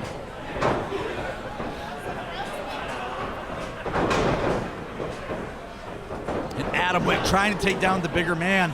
The bigger man definitely getting wobbly, but he's not down yet. Adam Wick building up speed and takes him down with a forearm. Adam Wick able to recompose himself under the longest of odds, still fighting from underneath here. Bringing it all to JRock, into the ropes. Oh, and it's a Manhattan drop.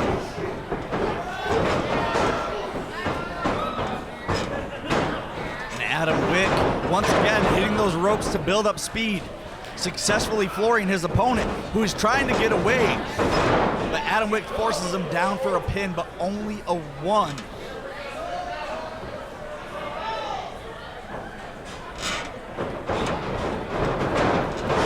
Oh, JRock taking back over control of this match. Adam Wick trying to go up and over. Caught him. Nope. Wick's out the back door. And a boot with spit flying everywhere. Jumping tornado DDT. Well, you've been in the ring, William Bryce. You know when it all builds up in your mouth after a while. No, oh no, foot on the rope. Foot on the rope. And our referee Connor confirming that it was only a 2 count because of a rope break from JRock.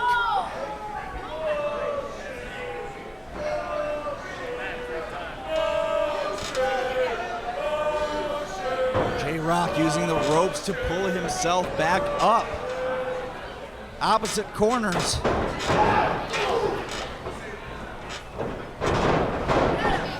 Adam Wick off the top. Beautiful crossbody. Oh, JRock rolls all the way through. Stacked. Oh, out the back door. And I believe JRock had the tights, but Adam Wick still able to kick out as he shares a passionate kiss with that. No, that isn't what happened, right? I don't believe so. I don't know if it was biting him or if he was raking the eyes from where we're at. Either way, I don't think it was clean. And a back body drop, reversing the pile driver attempt from JRock. Where's Adam going? Oh, couldn't get the big man up. Trying to get him up for a brainbuster, I believe, but all that weight bearing down on the neck of Adam Wick. Oh, look at this. Out the back, hooks the bridge, and he did it. Ladies and gentlemen, your winner, Adam Wick.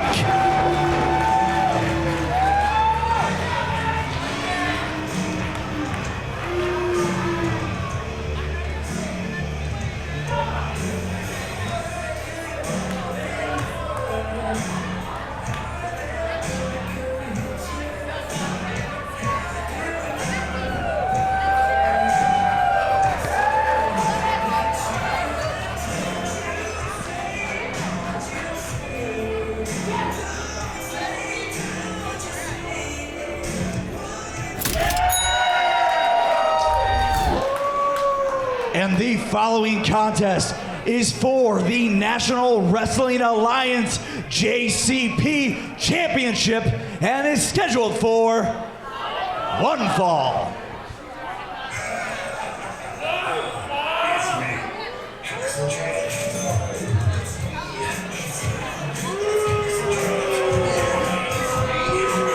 Making his way to the ring from Huntington Beach, California, weighing in at 226 pounds.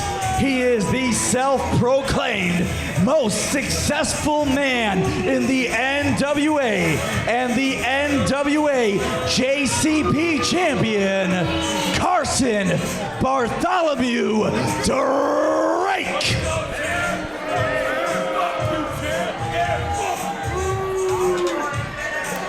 There may be some who would argue that there are more successful men in the NWA, but I'm not here to argue with Carson Drake.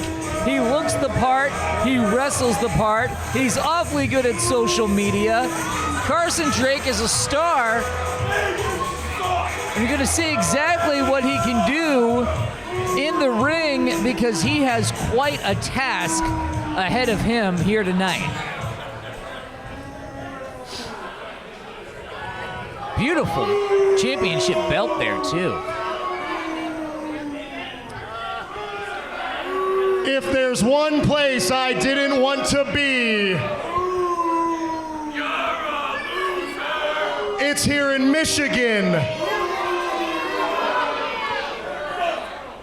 I went down to 8 Mile earlier today, where world famous Eminem came out of. One thing I noticed about 8 Mile is that it's dirty, it's uneducated. I mean, every single windowsill has finger grooves, it's so easy to break into. And then I started thinking, Michigan is the exact same as 8 Mile. I'm not the most successful man. Hey!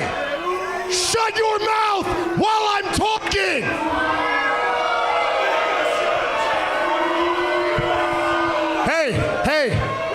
Hey, buddy. I bet your parents are so disappointed in you. It's like an orphan with an incest fetish, you freak.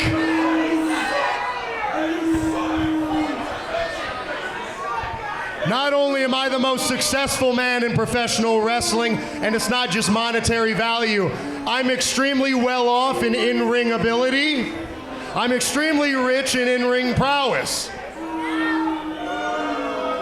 But having good abilities is kind of something that I wanted to talk about, if you will indulge me.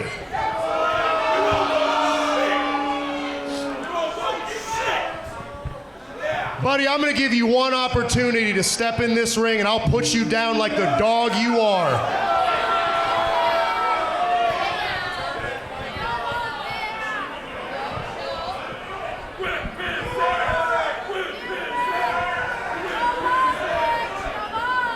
Please, I dare you. I dare you. I'm the baddest man in this building, and there isn't a man or an ugly ass woman that'll step in this ring, because they know the second they get in here,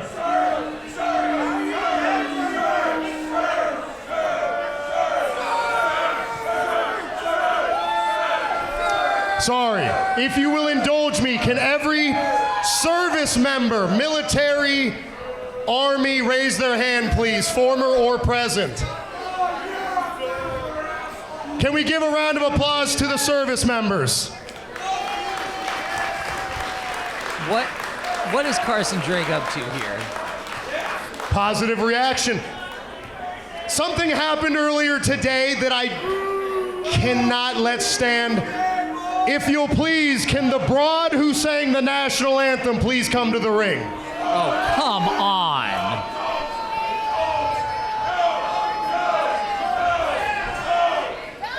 Get on the apron. Hey, don't let her in the ring. Stay on the apron.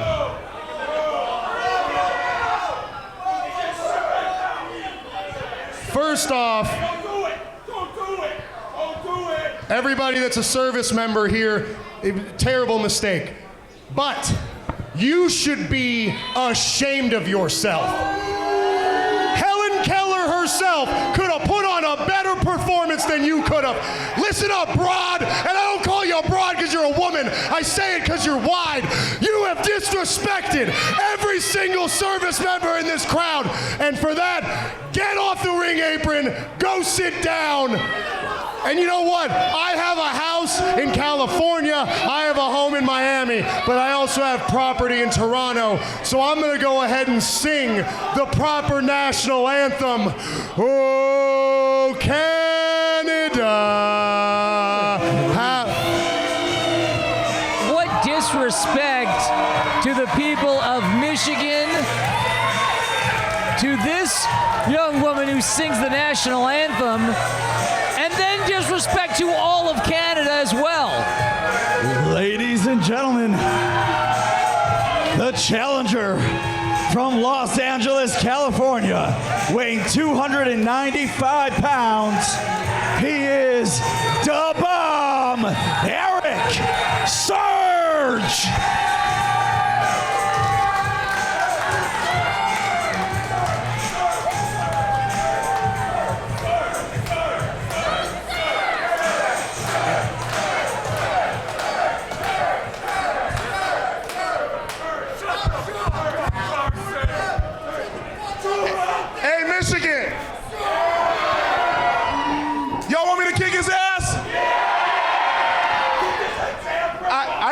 guys right. You guys want me to kick his ass?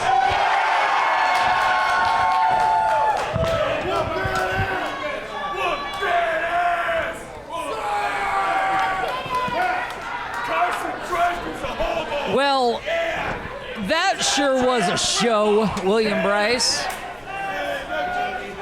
I'm speechless. And how rude to Birdie Lee, mind you. Like, she is a very sweet woman who comes here and does the national anthem for us. And Carson Bartholomew, oh. You know what? That was pretty good on Erik, I'm not gonna lie.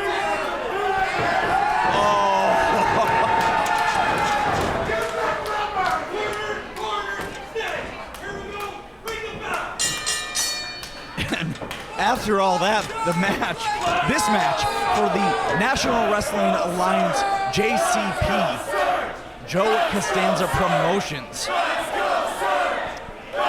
Championship is being defended by Carson Drake. And how embarrassing would it be if he lost that prestigious title to Erik Surge, especially after all that. Coming out of that lockup with an arm drag, Carson Drake showing that he has some skills to back up his very loud mouth. We've talked a lot about the resume of Carson Drake, but it is Erik Surge who is also making quite a name for himself. Held championships in OVW, keeps one of the busiest schedules in all of pro wrestling. I mean, the guy based in this region of the United States, somewhere between here and Louisville, is actually getting as many dates in a year as is typical only in Japan and Mexico. There isn't anyone in any part of the WWE system who wrestles as many times in a month as Surge does. Absolutely. Former OVW United States champion. And I've known Erik Surge for over 3 years now, and it's amazing, genuinely amazing to see how far he's come from just wrestling locally here in Michigan to wrestling in different parts of the country and getting on a national platform. You've seen a tremendous amount of growth in what Erik Surge is capable of in the ring. You've also seen him add muscle to his frame during that time. Carson Drake, I thought, was calling for the microphone, and that got William Bryce out of his seat, but false alarm there for you. I don't think that, oh, right into the referee!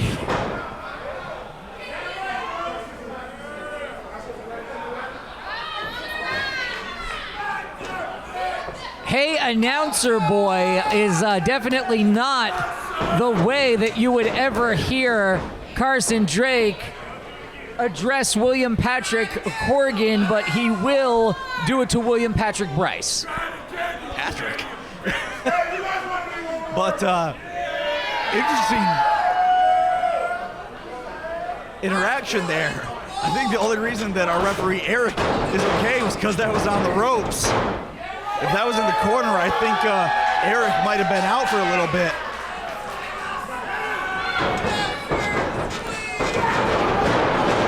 And look at the power.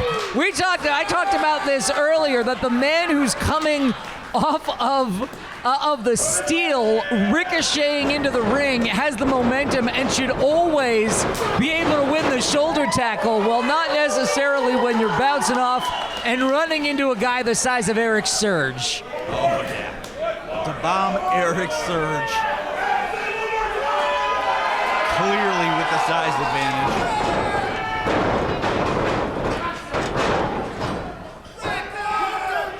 Oh, and that look, as if to say, you think you're funny. Oh, and a huge hip toss.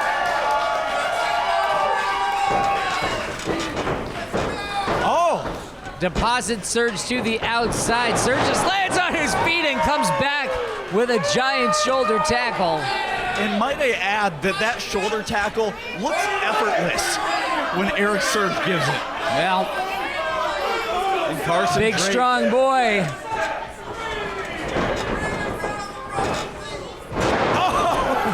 A little bit early on the timing there is Carson Drake. Oh my God! Beautiful impact from Surge. You know, I got to give credit to Carson Drake for kicking out of that one. You don't often see someone the size of Surge move that agilely with that much agility. Bouncing the face of Carson Drake. It's okay, William Bryce. We're the only guys who get more mic time than G Money. There are going to be mistakes eventually. I have nothing to say because that was good. That was good and true, mind you. Carson Drake being introduced to all corners of the ring. I just can't get over how effortless Erik Surge is making all this look. Listen. To the point where I have to question if he's taking this opportunity as seriously as he should be. Oh, I think he's having fun, but he's serious about the goal here. And if Carson Drake were to lose his championship here tonight, and certainly it is in danger at present, he's going to have to answer. Carson Drake is going to have to answer to the president of the territories, Mr. Joe Kazana. Now that is entering the ring the hard way. Oh. Yeah, you were feeling that, weren't you, William Bryce? Very much. Thinking of all of those who'd be disappointed if that happened to you this weekend. And Carson Drake going down, hitting the ropes on the way down. And I tell you folks, that does not feel good. That adds a whole nother element to the impact of a suplex like that. It was a move popularized by Tully Blanchard. And once again, Erik Surge on the chase. Oh, and sent into that steel metal post. We often say that the apron is the hardest part of the ring, but honestly, those ring posts give it a run for its money. Nothing but solid steel.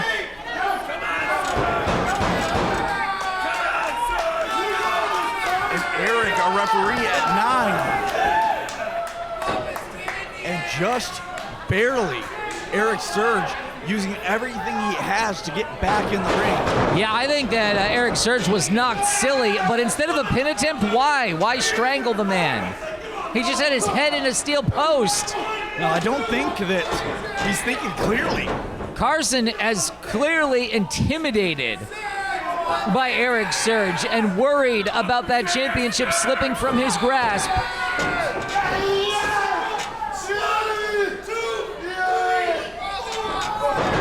And risking getting himself DQ'd. Granted, he does have the champion's advantage.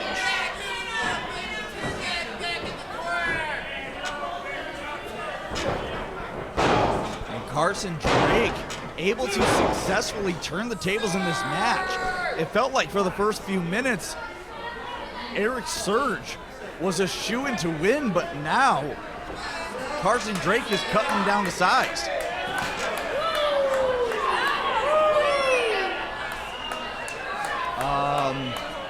Or not. Oh.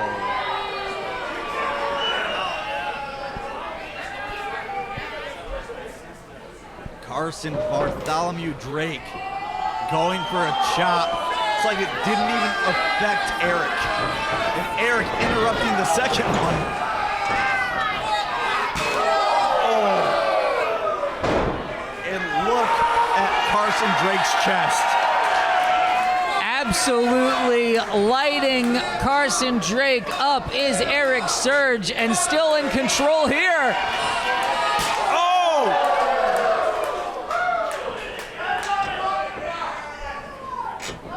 And folks, those chops can cut a man open.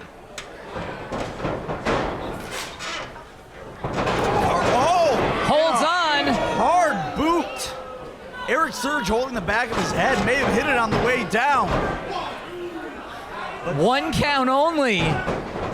That's a statement. That's a statement from the challenger. Erik Surge spends enough days of the month in a wrestling ring that he knows he's not going to let his shoulders be on the mat for long. No, that was 3 1 counts. Not to be mistaken for a 3 count. Which was actually your favorite band of the early 2000s. Is it bad that I actually don't know what you're referencing? I'll let the internet correct me. Of course. Carson standing tall over his opponent, but not victorious yet. Giving the camera a little dance. My apologies. That's what I get for working for Vince Russo, is that I've got a lot of WCW 2000 references on my mind. Ah, yes. TV's Mark Roberts. No man that I'd rather have in the booth beside me. But, oh, Carson Drake really risking getting DQ'd. Lashing out at the referee. I don't think he'll be able to get away with that a second time, but who knows? Maybe his plan is to get himself DQ'd because he would keep the title in that instance. Second turnbuckle on the inside. Carson Drake showing off his smile, showing off whatever that is. I don't know if there's a name for that, but one thing's clear. He seems to be wasting time, which allowed Erik Surge to get his boot up. May have made contact with the nose of Carson Drake.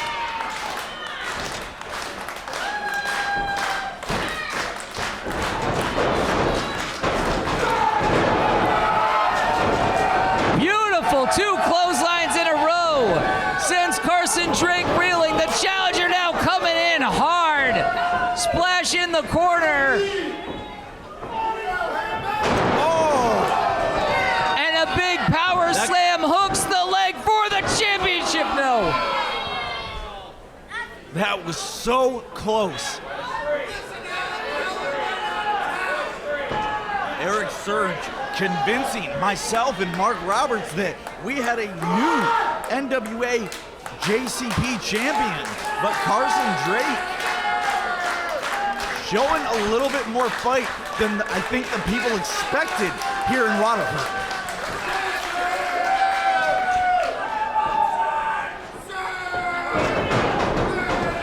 Now, once again, using Erik Surge's momentum against him, but again, Surge landing on his feet, and now they're right in front of us on the outside. And for the 3rd time, Erik Surge on the chase outside of the ring. Seems like Carson Drake has spent the majority of this match either on the defense or on the run.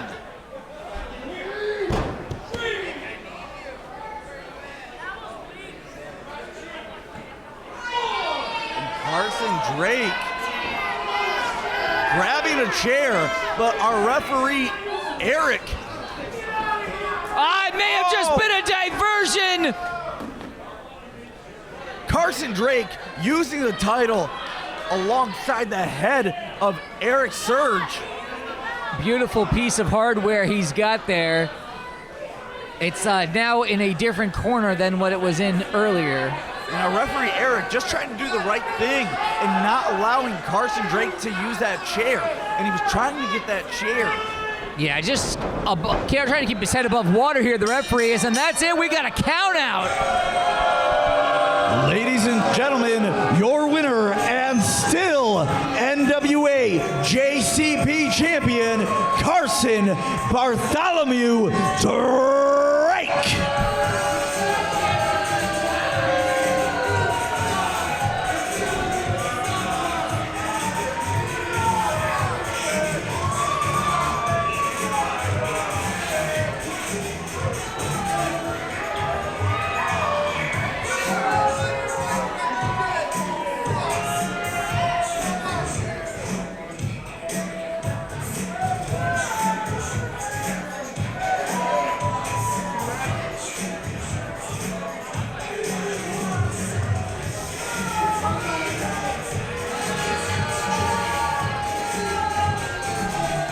Carson Drake very proud of himself, very happy with his performance here.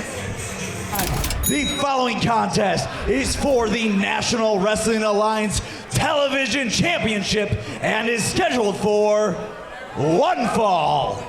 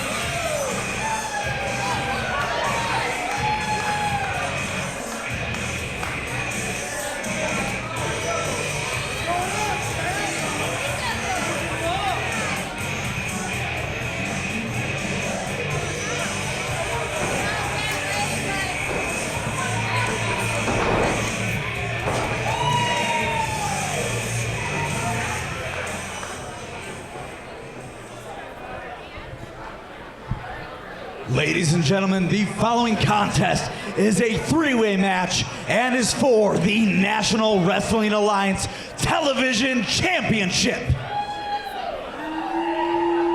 Introducing the first challenger to my left, from Flint, Michigan, weighing in at 222 pounds, he is the Black Diamond, Jack Price.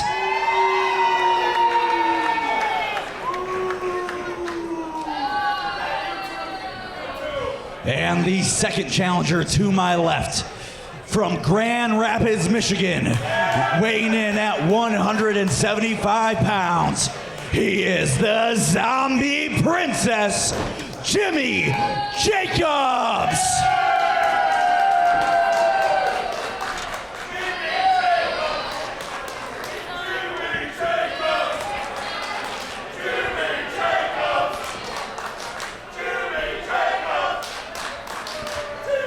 And the final challenger, weighing tonight at an even 222 pounds, he is the National Wrestling Alliance Television Champion.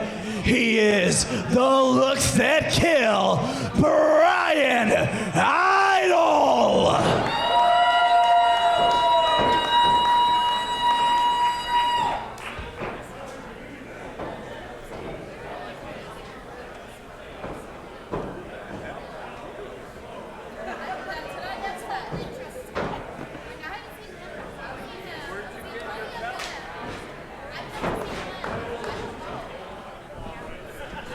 So we first saw Jimmy Jacobs at our most recent event. He did have a victory here at his very first time in, William Bryce. Isn't that correct? I did not see it, but I understand that Jimmy Jacobs defeated Jay Leo. You are absolutely correct in what ended up being a really amazing surprise match. It was not announced on the card, but when you come to an all-class show, we like to over-deliver.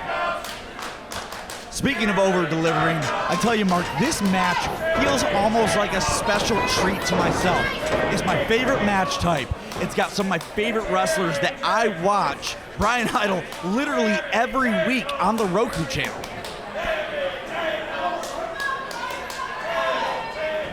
Jimmy Jacobs, whose resume is so expansive between WWE, AEW, Ring of Honor, And TNA. and TNA. Speaking of TNA, And Maple Leaf Pro. Well, I've been booked there twice, you know. Just this year. TV's Mark Roberts, ladies and gentlemen. And of course, a man who you've seen on TNA as well, the Black Diamond, Jack Price. Oh, that's what you were missing. When you said speaking of TNA, I had no idea where you were going. I was like, better cut this guy off right now.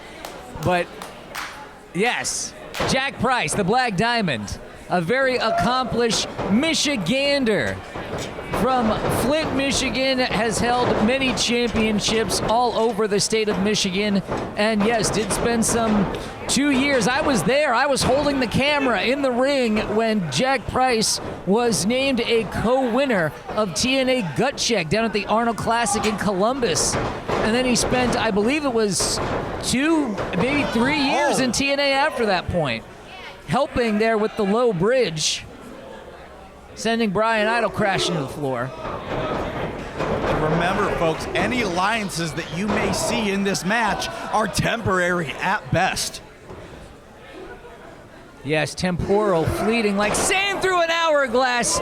Jimmy Jacobs coming down hard on the where the steel trusses of the ring meet wood.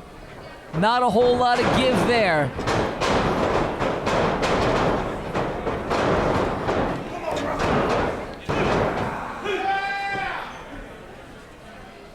Jimmy Jacobs, also a native of Michigan with a storied history here. Well, and one thing we just saw was Jimmy Jacobs getting pinned by Jack Price. And that's the other thing I want to point out real quick about this kind of match is Bryan Idol's champion, he does not have to be pinned to lose said championship. And I think he knows that because he's getting in the ring as quickly as possible, trying to ensure that his championship stays around his waist and his waist alone. Flurry of offense there for Jack. Jimmy Jacobs tries to break the momentum. He does not succeed. Cover attempt here. 2 count only.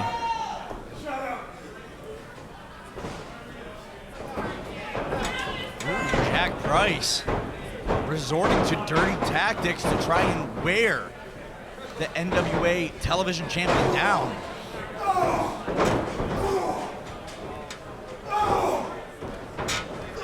Three very experienced individuals as Jimmy Jacobs and Jack Price fight it out.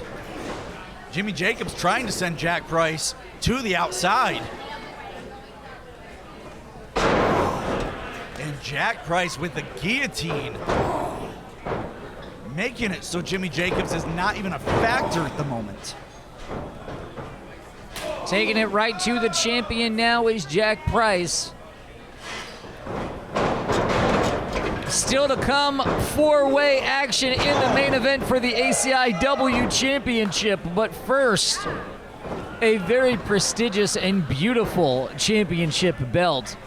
Probably my favorite championship when I was a kid. This historic NWA World Television Championship has the same look that it did back when Arn Anderson held it. Fun fact, it is actually G Money's favorite championship as well. Well, I'm not quite that old. Oh my God!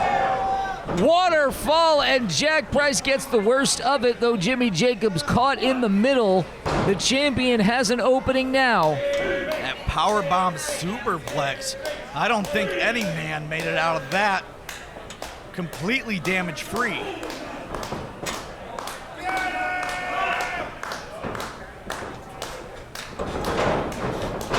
Jimmy makes it up to his feet first to get a punch, and then there's another one for Jack, and for Jimmy, and for Jack.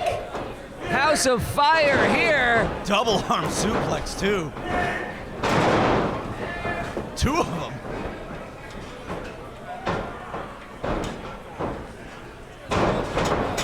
Small package.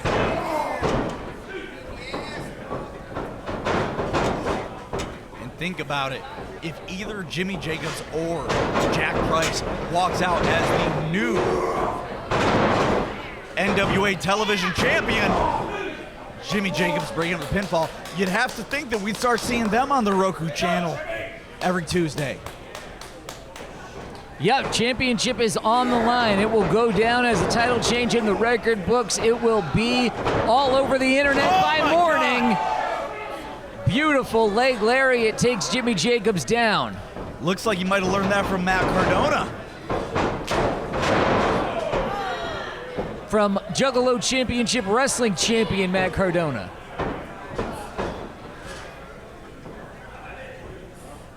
Bryan Idol going up.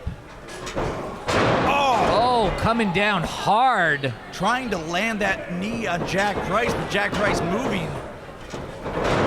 And a cutter off the second rope from Jimmy Jacobs, but he did not let go. Jimmy holds on, going up, coming back with the sliced bread. Oh! Who caught whom? It was Jimmy who caught Jack. And can Jimmy Jacobs capitalize? Jimmy Jacobs firmly in control, but not anymore. Spine buster, shades of former NWA Television Champion Double A.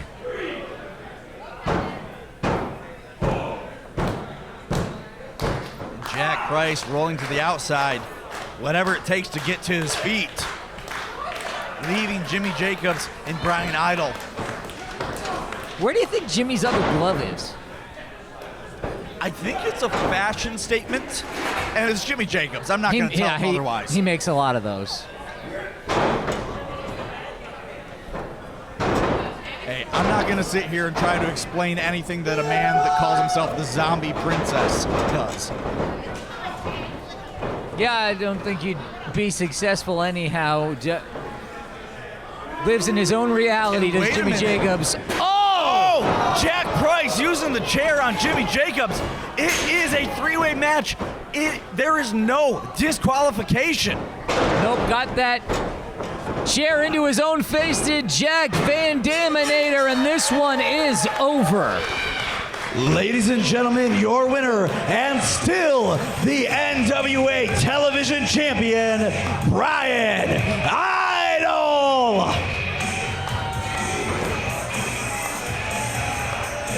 You guys ready for your main event? Give me a little more. You guys ready for your main event? The following contest is a four-way match and is for the ACIW Heavyweight Championship.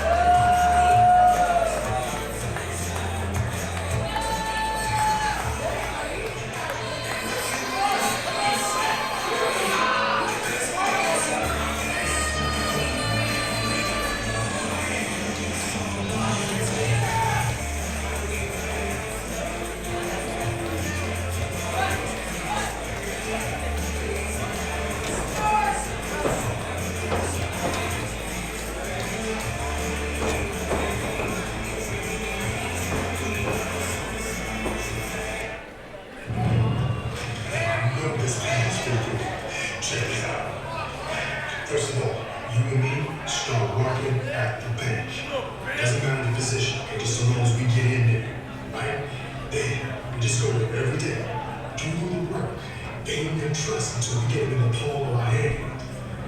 Right? It's gotta get the money. That's the deal everything. They deposit the money into our bank accounts. We got to work month after month. That money won't really be arrived. And then 20, 30 years ago, we walk out the front door like nothing even happened. That's called a job. Everybody get down.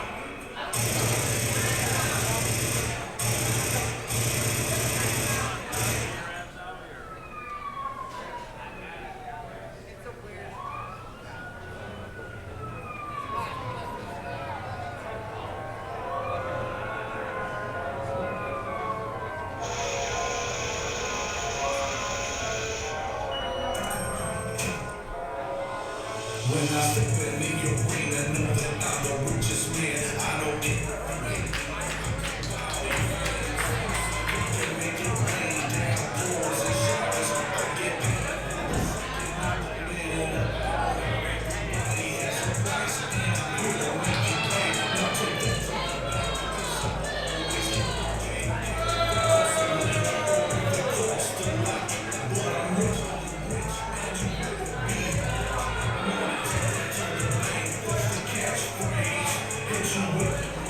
Were those real $100 bills? Mackenzie, are those real hundreds?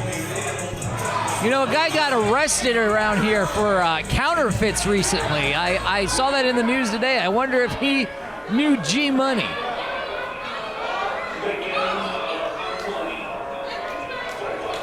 There isn't actually $500 sitting in front of me on the floor right here, is there? Terrible time to be stuck to a headset, I tell you.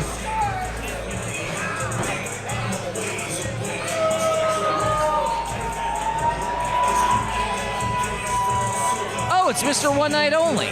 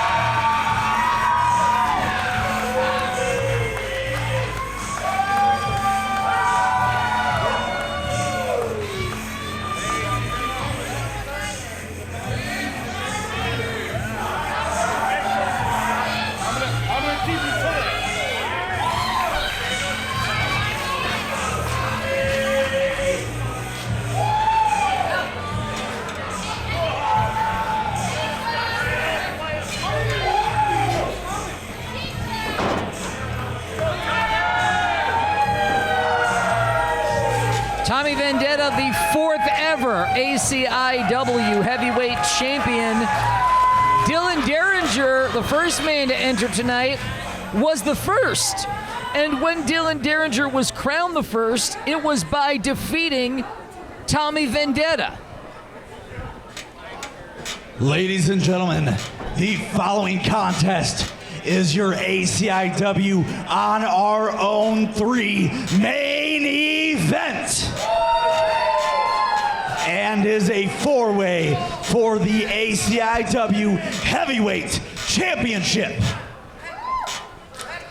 Introducing the first challenger, representing the Money family and weighing at 185 pounds. He is hard to kill, Dylan Derringer.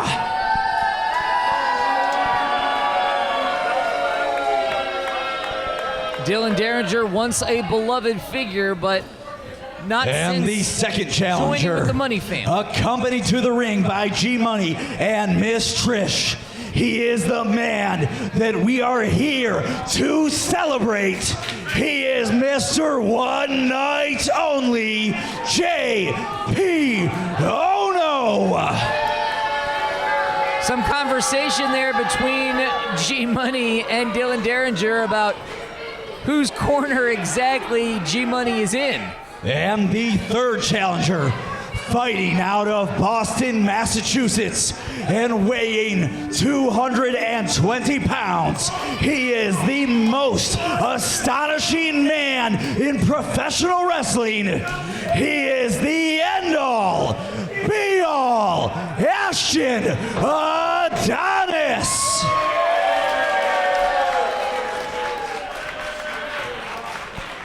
And the final competitor, out of Detroit, Michigan. He is one half of the Pillars.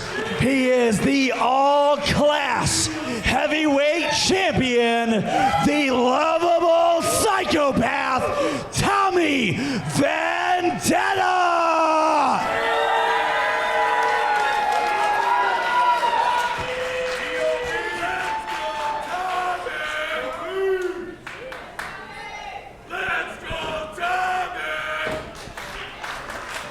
That championship right there is what this is all about.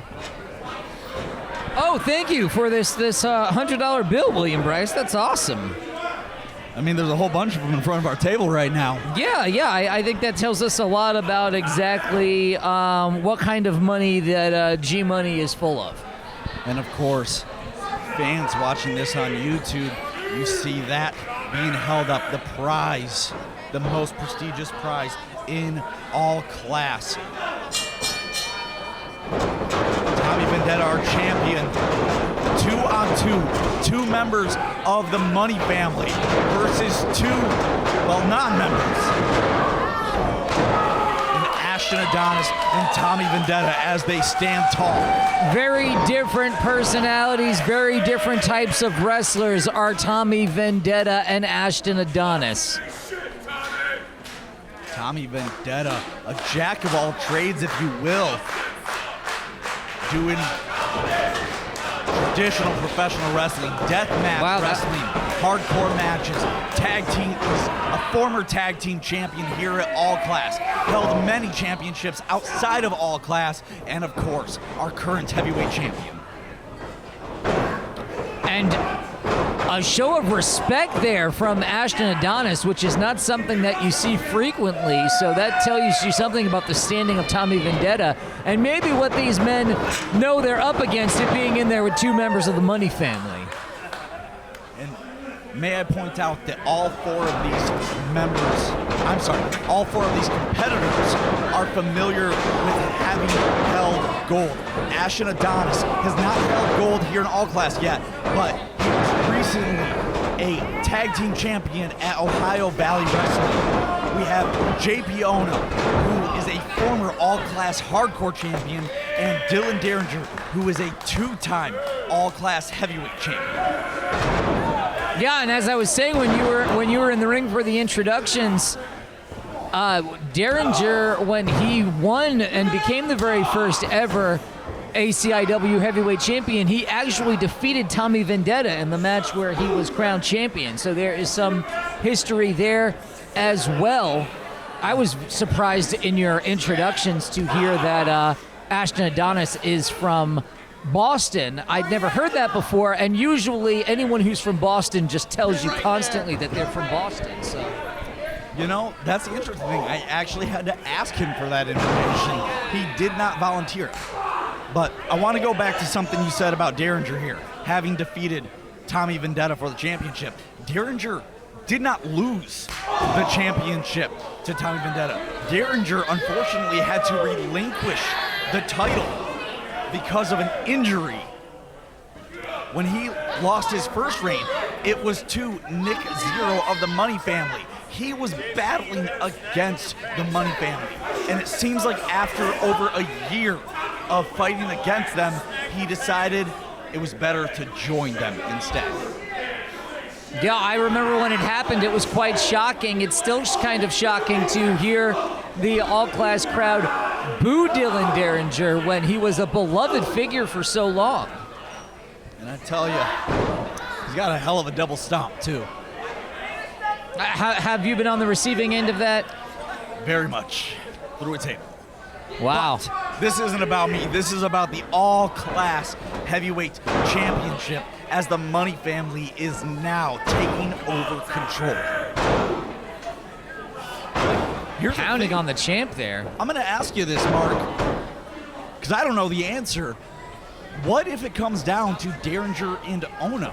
They're both part of the Money family. They're working together now, but only one of them can win this match. Yeah, there was a little bit of conversation at the beginning here.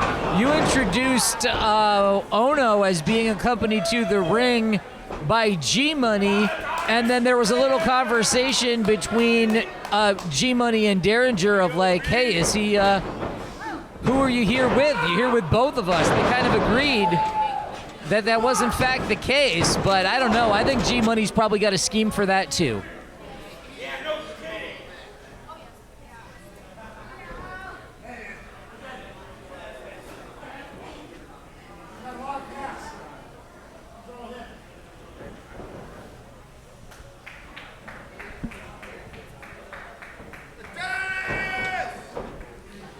So, seems like we are down a man in this contest here. I don't know why we were so quickly to move him out of the ring if he was knocked unconscious, but we're going to move along here. G-Money still has a dog in this fight. Oh, and there goes Dylan Derringer hard into the corner.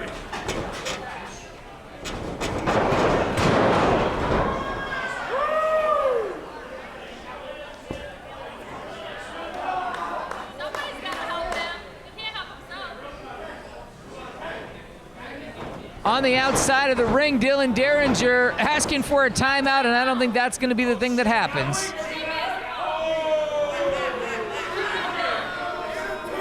Always still two members of the G-Money, of the Money family in this contest, because you still have G-Money on the outside getting very much involved is what he does.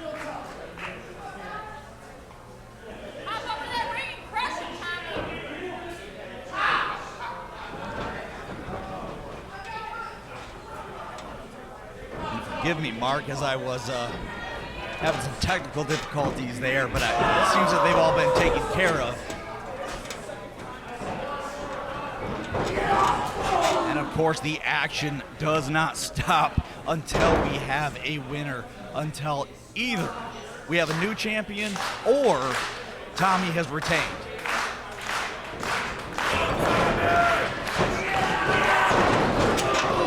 Oh, coming in hard with that cannonball in the corner.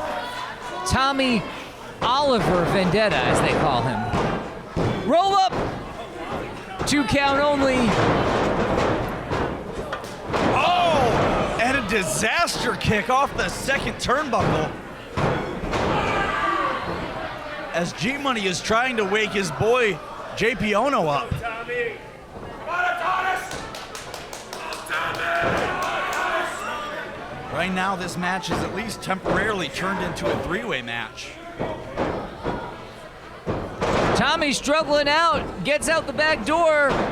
Standing switch, attempted an O'Connor roll, but Tommy hangs on, ducks the clothesline, and bam, with that spear. And a huge spear. That could have been it if it wasn't for Derringer breaking up the pinfall.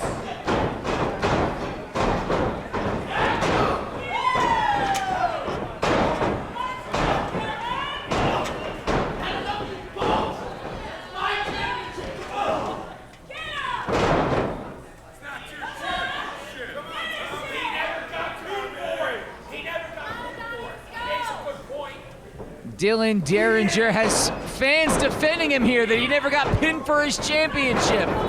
Look at this. Oh! Oh! That was a beautiful suplex with the hammerlock, trapping Tommy's arm behind him, and Ashton breaks it up.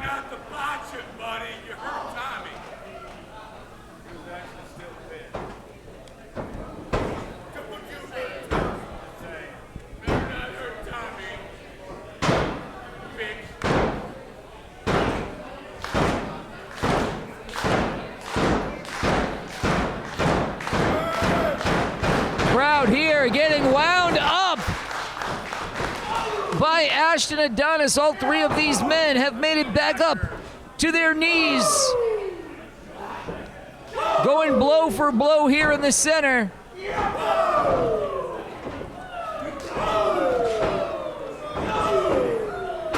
Dylan Derringer with the presence of mind to use the ropes to be able to get a little bit more oomph behind those forearms. Derringer nailing both men now.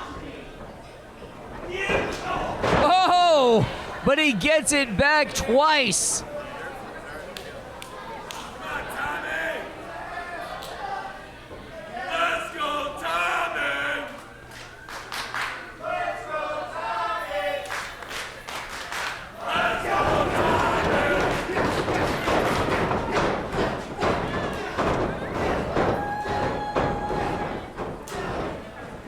A real struggle going on now, and Tommy is the one who creates some space, but Ashton closes it up with that beautiful knee.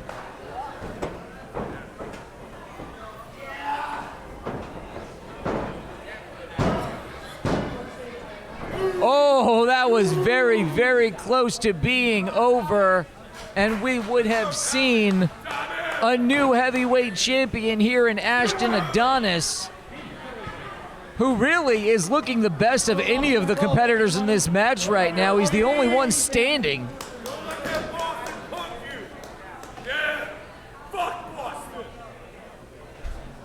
Exposing the knee.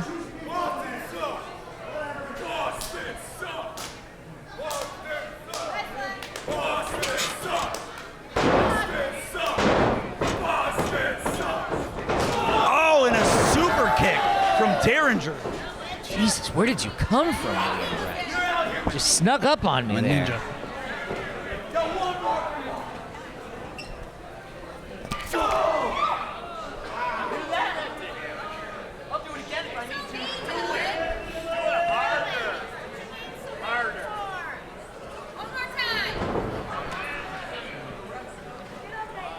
Bodies strewn across the outside. It is Dylan Derringer now who is the one who may have the wind at his back. Motioning for a sunset flip, a Canadian. Going. Oh, he hits it, hits the destroyer. Tommy Vendetta is down and out. Dylan Derringer bringing in an arm, making sure he can't get to the ropes. Somehow Tommy kicks out.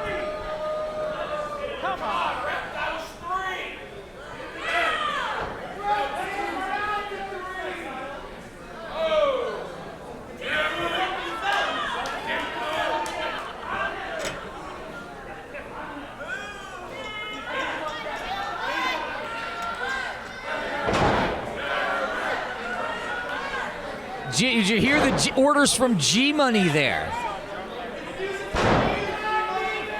Telling him to cue up that super kick, said to do it to him. He pointed to Tommy Vendetta.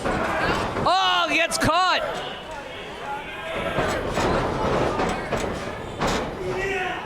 Oh, and it's getting some real distance, some height on that pile driver, hooks the leg, and Tommy Vendetta has done it. He's successfully defended his championship here tonight.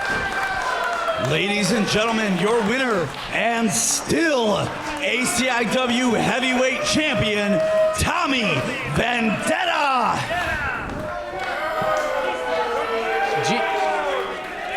G-Money here is saying this guy's, he's coming in and trying to get up a half. Ladies and gentlemen, a half-conscious man telling him he has to do something G-Money just here. informed me that Ono is cashing in his championship opportunity for a singles match for the ACIW Heavyweight Championship.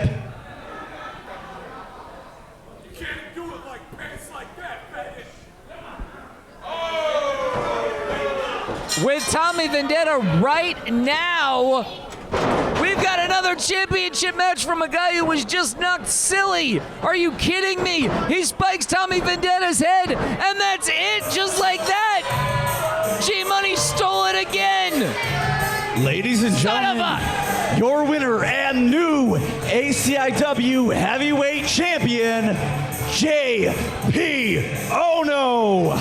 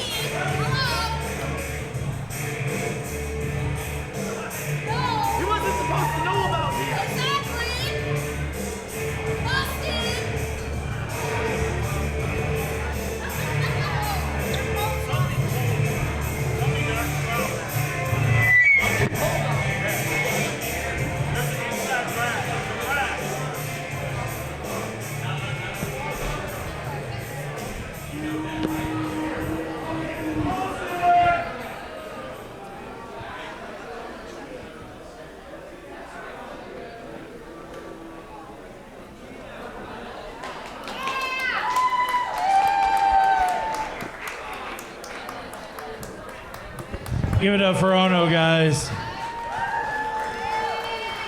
Yeah, we're gonna get Ono to talk right now.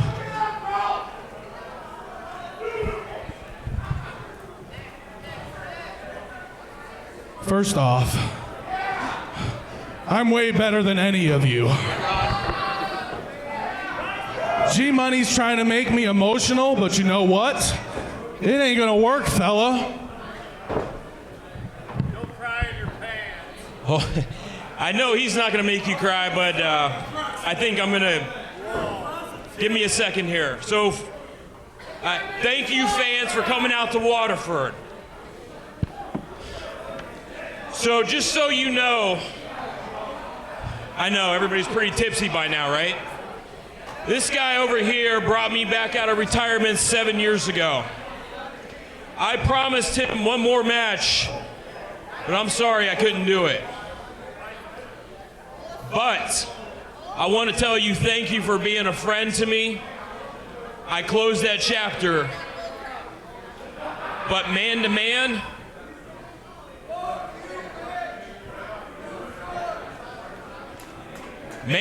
Ono, thank you. Ladies and gentlemen, your new all-class heavyweight champion, Mr. One Night Only.